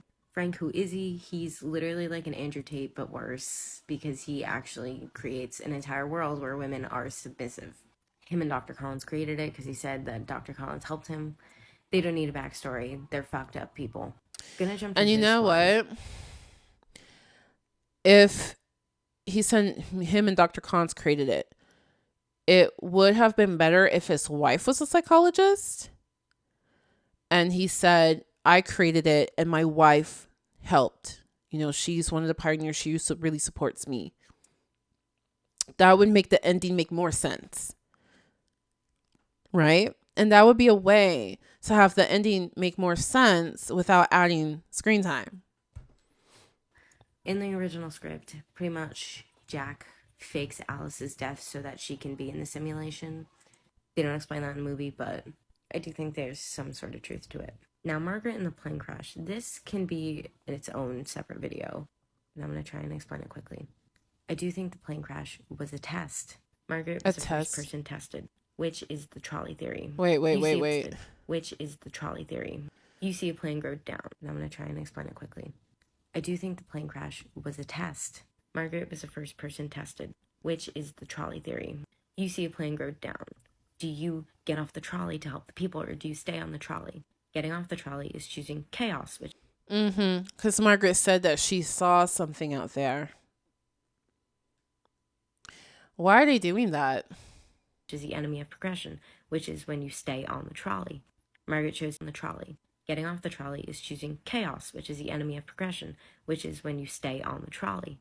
Margaret chose to get off the plane and help. After she got off the trolley, she started seeing things just like Alice did. So they chose chaos. They essentially... Wait, no. Alice didn't start seeing things after she got off. She saw things before she got off. Failed Frank's test. I can go a lot more in depth with the trolley theory because it's an entire theory. But yeah, let me know if you want to. That's actually a good explanation for that. Actually, is a good explanation for the plane, because I've been saying this whole time they just put that plane there to give her an excuse to go to the headquarters. And if it's a test, then that would explain why it's in the simulation. That would explain that. Why would you do that? Why would you make a test with the end result causing chaos? Like, these women, after they see something in the desert, they cause chaos until they're gone. So why would you incite more chaos? Why would you do that? Why wouldn't you just unalive anyone who fails the test, just instantly unalive them? So that doesn't really make sense. It doesn't really, it doesn't really make sense. Part 2. I watched Don't Worry, Darling yesterday, and I have so many questions. I've seen it twice, so hopefully I can help and provide... Excuse me. Let me see what else she has to say. So a few people asked me to make part 2, so I'm going to talk about it really quickly. I'm going to be talking about the plane theories specifically, so if you haven't seen Don't Worry Darling, don't watch this. Okay, so the theory that I talked about in my last video is the trolley problem, which goes hand in hand with the plane crash. The trolley problem is like an actual psychological, ethical problem that's been taught many times. So if you want to do more research into that, you definitely can. It's basically just choosing which path to take. In Alice's case, it's getting off the trolley to help the people in the plane crash. Is she talking about the trolley is about to run over 6 people, or you can make it change directions and it runs over only 1? Is she talking about that trolley test? And this is like, first of all, I get that. This is the type, look. Okay, see what I'm saying? If this was made better, if this film was made better, this would have been the thing we're talking about. We would be talking about this trolley test. We will be analyzing this. We wouldn't be sussing out what was a mistake and what's not. What's the plot hole? What's intentional? We wouldn't be sussing. You get what I'm saying? We wouldn't be trying to figure out what's a plot hole and what's not. That's bad. If we're spending time first figuring out what's the plot hole and what's not, you didn't do your job. You didn't communicate well. This is a good discussion to be having. Or to stay on the trolley. Now, I'm going to talk about a few other theories that I don't think are probable, and then one that I think is very likely. So one of the theories is that the red lasers that go over their eyes in real life are the red planes that we see in the simulation. Now, the only thing... Planes. I'm really wondering, did I miss another plane? Did I miss another plane? Am I forgetting? Is that what the earthquake? No, that's not what the earthquake is. They keep saying planes plural, dude. Wow. Why do you say planes plural? How many times is a plane in the sky?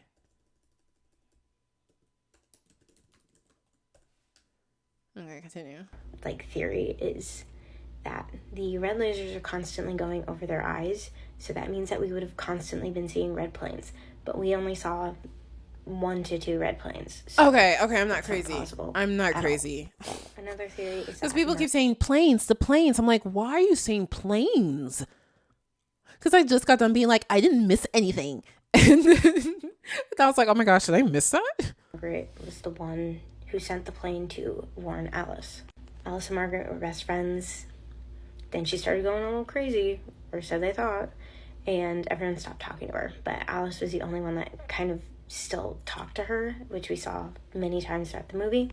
So Margaret believed that Alice is her only hope of someone believing her, so she's... I'm thinking that, like, when one woman goes crazy and there's a woman who's doubting things, they have a connection in the simulation. Sends a red plane to Alice and hopes that she follows it and stumbles upon headquarters. I don't believe that theory, though, because this is a controlled simulation. Everything that happens in there is for a reason. So why would they allow her to fly a red plane to Alice? Doesn't make any sense. Which brings me to the most plausible theory, that it is a hallucination. So we saw throughout the movie that Alice was humming this song. She had no idea where this song came from. Doesn't know anyone that knows this song. This is like first, 20 minutes of the movie. Like before we even see the plane. I don't remember when the plane was in the movie, but I know that it was early on. But she keeps hearing the song in her head, and it's something that's connecting her to her real life. So since that song connects her to real life, and she's still singing it in the simulation, don't you think that there would be something strong enough to pull her to go to headquarters to find out the truth? Alice is a smart person. She's literally a surgeon. She should have been able to figure it out, and she did. Now, if you notice, she had a scene with Margaret before she ever saw the plane, and Margaret was holding the red toy plane in that scene. And then later, we see Alice seeing a red plane, the exact same as a toy, flying by. Seeing the red plane fly by gives her a reason to go to headquarters, because they were never actually allowed to go there. So that means it's a hallucination. But how would her brain know to go there?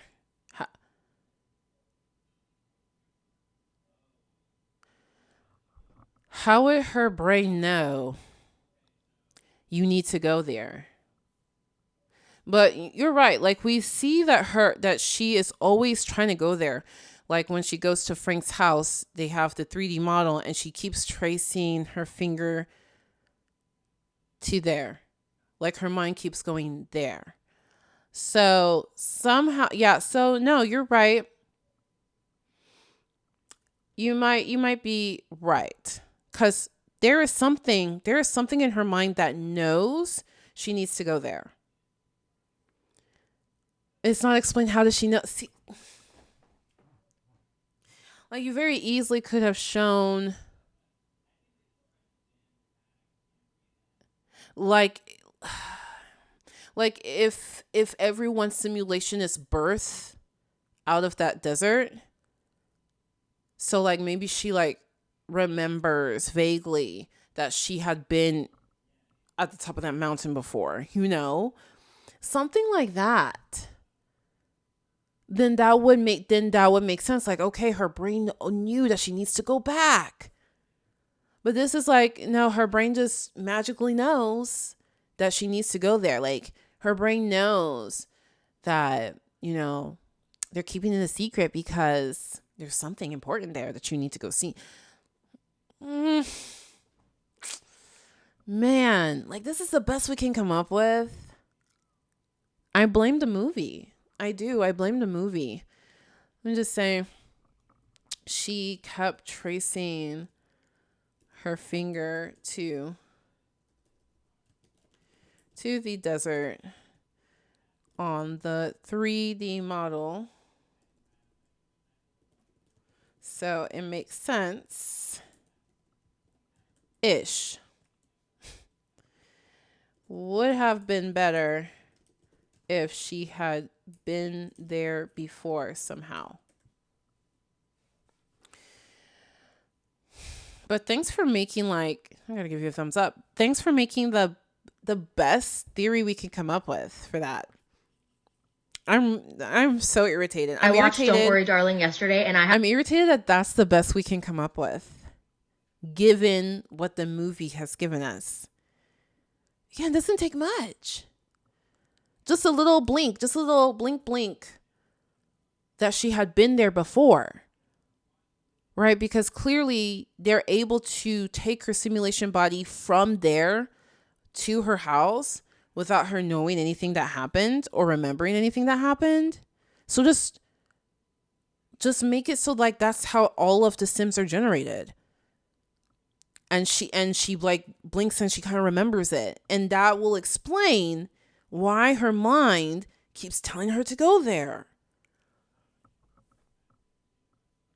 Bruh, like, the more I think about this movie and we come up with plausible solutions, the more I feel like, what's wrong with you? Why didn't you do that? So you're sitting in film class and the rich white suburban, conventionally attractive sophomore has just discovered what feminism is.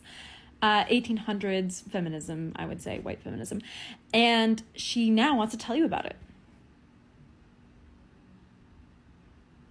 Last night I watched Don't Worry Darling, and it honestly... Her caption says, ask one question and the entire film falls apart. Yeah, that's what I feel. It feels like this entire film falls apart with just one. We've discussed many a plot hole, many a thing that doesn't make sense, coming up with theories that to try to make it make sense. That's like, well, why didn't you show ABC in the movie if that's the answer? Honestly felt like over 2 hours of just a middle of a film. You know how the middle of films feel? Imagine that for 2 hours straight. No beginning, no end, nothing. There is no inciting incident in this film. Yes, there are things that kind of happen in the first half hour that are supposed to make you think that it kicks off the story, but nothing like concrete actually happens to start the events of the story. And also, there's no world that it's disrupting with that inciting incident. Bella Swan moves in with her dad and meets the Cullens. Girl in Jaws is bit. Only murders, there's a murder in the building. That unites the team. Now, you can have films, books start where there's already kind of things happening and we feel like we're plopped in the middle of it. For example, in WandaVision, first episode, it's weird things, Easter eggs, whatever. We know that the story is already going on. We've been plopped in the middle of it. And then suddenly at the very end of the first episode, it pans out and we realize that the world that we've been exposed to is like inside another world. She starts off the film already having hallucinations. She starts off the film already knowing things are weird. Nothing causes them. Nothing sparks her, the story of her disillusionment. She's never illusioned. That is such a good point. What caused her to start feeling this, or has she always been feeling this? Has she always been feeling this? So how long has she been in here? But she's been in there a long time because her body is looking bad. She's been there at least a couple of months. Has she always been hallucinating? Or did something cause her to begin? In the first place. That's a good point. Like, she never is illusioned in the first place. There's no change. There's no metamorphosis at all. This film confuses its premise with a twist. The best part about this film was the audience's reaction. I was in this audience, and it wasn't just me. Everyone was laughing at the serious scenes. And yes, I know it's been kind of meme-ified, like memed on the internet and the Harry Styles clip. And yes, people were dying laughing during that scene. But there was like 5 other scenes where you just are they're supposed to be serious and people are just laughing. Honestly, and Harry Styles has like ugly facial hair at one point, and literally he pops on the screen and all the women in the audience go, ugh. And then we all started laughing, and it's supposed to be funny, but it's just, it doesn't work. And, okay, regardless of the drama, if you went into this film and you didn't know any of the drama, could you have enjoyed this film and still thought it was a good film? No, that's the issue. The film is bad on its own without the drama. The drama just makes it bearable to watch. I really wanted to like this film. I kept my mind as open as a desert. I was really trying to focus on. She brought up a really good point that I didn't think about. Yeah, it's not as satisfying because there's no inciting event that causes her to begin hallucinating. And if there was, yeah, it would have been more satisfying, wouldn't it? Jeez, I keep thinking we're going to be done, but we're just going to keep going down this rabbit hole. Let's keep going down this rabbit hole until I think we're done. Everyone is acting like I'm crazy. Okay. No interesting questions. You're out of sight. I like this. How come there's no pets? All right. Hey, Little Biscuits. First 4. Was it just to drive Alice more crazy? Like, what was it just for fun? What was it for? My next question, what? That's another good question. I thought, why did Frank give Jack the promotion? I thought it was to incentivize Jack to keep his wife in check, but it appears not. It could be maybe he's trying to incite chaos, and he's a hypocrite that he says chaos it prevents progress, and here he is creating chaos because he sees it causes her distress. Bruh, I don't know.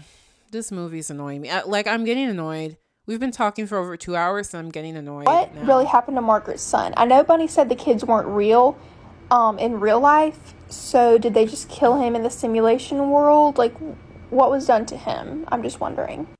Speaking of that family, what happened to Margaret and Ted? I'm assuming Margaret did die from her injury, since she, but did they just kill Ted? Did they just send him back to the real world, like out of the... She's a girl boss. I'm sure she figured out a way. Script was... She's saying she figured out. I mean, she is really smart, so maybe she does figure out a way when she really wakes up. In it, it was like Alice finds out that Jack faked her death. So I'm wondering if that is also. Also, how did she get out of her restraints when she woke up? I mean, she's a girl boss. I'm sure she figured out a way, but I also thought about that because, what did all the other women do? We see Alice escape. Shelley cuts out Fred. So, did she leave or did she stay? And And all the women are kind of looking at their husbands weird at the end. Like, you can kind of see Violet, like, pull away. So I'm wondering if they all figured it out and got out too. Okay, now this one I just saw a TikTok comment about, and I didn't even think about this, but someone said, how were Bunny's kids that old when the simulation just started 3 years ago? And if she had her kids in the simulation, they would be no older than, like, 3. So... No, she wasn't pregnant in the simulation. They just created the kids. It just came with the kids. Are they her real kids from real life that were also put in the simulation? Because when she said, I didn't lose my kids here, I thought maybe her kids died in real life. They but did. Maybe she just, like, lost custody of them, and so she found a way to put them in the simulation with her. That one really throws me off. So let me know your theories and your thoughts on these. They said the kids are fake. They said all the kids in the sim are fake. Okay. She brought up a few good points. She brought up the good point of... Alright. Hey, Little Biscuits. First and foremost, let's get to them. Alright, so I understood the big plot twist. Like, Yeah, why was Frank promoting Jack? Jeez, man. Can we be finished? Did we cover everything?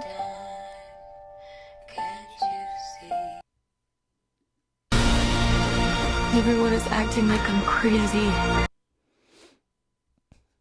I think we got everything, y'all. I think we've discussed everything.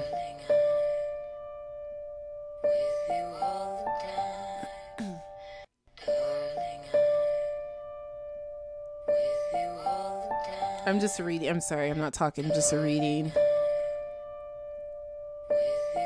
The electrocution was her fake body. The point of that. Why'd she stop Big Boss Man? Why did... Okay. That was more...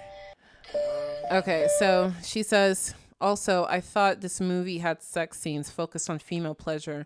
That was more like manipulation and formula pleasure. Right, because it appears that it's not actually female pleasure. I mean, it looks like female pleasure because it's cunnilingus, but they're just doing it. They're doing it to stroke his ego. And I think she can't control her O. Like, she can't control that she's turned on by it. Okay. I think we're done for real. Let's try one more. Everyone is acting like I'm crazy. Why are you saying... Okay, she says there's no way the kids aren't real. Why? Every other human is real. Jack had to be lying about that. But then Bunny says that, they're real to her here. I think Bunny, like, kind of verifies what Jack said. Okay. That was easy. Let's My go. My favorite thing about...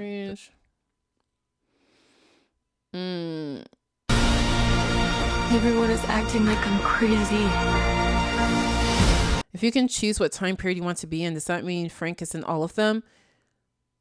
What do you mean? There's only one time. Why do you think people are choosing time periods? Like, we only see the 50 simulation. What about all the others? How do you know there's others? How do you know? How do you know there are other simulations? I think there's only one simulation. They chose the 50s because it's Red Pill, and Red Pill idolizes 50s propaganda. When Alice goes back to reality, does she get out of restraints? Blah, blah. Her eyes would be, why the machine is still on her, so will she eventually go back to victory? She doesn't escape. Okay. Like, she'll fall back asleep. If she falls asleep, does she go... I don't know how you put yourself under. Before watching. Everyone is acting like I'm crazy. And I'm not crazy. Everyone is acting like I'm crazy. And I'm not. I like that. Do real life people come to remove the dead bodies? I assume no, because they were acting like they can't find these people in real life, but they would need to, right? They would need to send a crew to take the bodies, right? So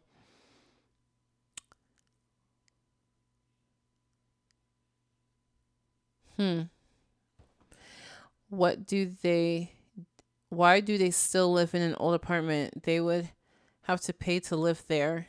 Shouldn't everyone in the simulation's bodies be kept in one big facility together? No. Because then Victory would have to pay for that facility. This is just a money-making scheme to take advantage of incels. They're not going to provide them a facility. No, do it at home. Like, why would Victory take on that overhead cost that's not needed? Yeah, let them pay for their rent and pay for the equipment, our equipment. These questions are slightly good. And it's like, oh, I could keep going forever. Did we make it? Did we finally run out of questions? Holy crap. Oh, this is a review. Did we run out of questions? Did we answer all of the questions? Okay, I asked what had caught your eye on set. What happened on set, but there's a... I think we answered all the questions. I think we have covered everything. Some of these people are stupid for real. Like, half of their questions are answered in the movie. Well, I know. Where did the men go? Out of the simulation. Like, they left to go make money and stuff to keep the simulation going. How did Bunny know? She literally said she chose to be... Oh, like, yes. Some of these people's questions are like, you need to... So that's what I mean. Like, there's good questions that the movie totally intended for you to have. There's plot hole questions where the more you think about it, the more it feels like a plot hole. Like, either you filmed something and you edited it out, or you weren't thinking, like you just forgot to make this make sense. And then there's you weren't paying attention questions. And so yeah, half of these people are asking the you weren't paying attention questions. Most of the rest of the questions are plot hole questions, and then there's a few actually really good questions. Oh, God. I think we got a good rundown, though. I think this is the most comprehensive video on this movie on YouTube. I appreciate you hanging out with me. I've been on here all day.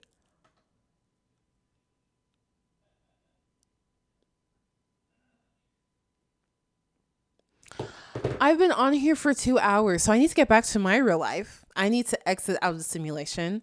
Thanks for hanging out with me and Miss Kimmy Wexler and answering some of our questions. I'm going to keep chewing on this stuff more, and I might be back for another video. If you liked it, please don't forget to thumbs up the video so that we get more people in our gang. I'm doing a giveaway, Amazon gift card giveaway, when we reach 1,000 subscribers. And until next time, bye.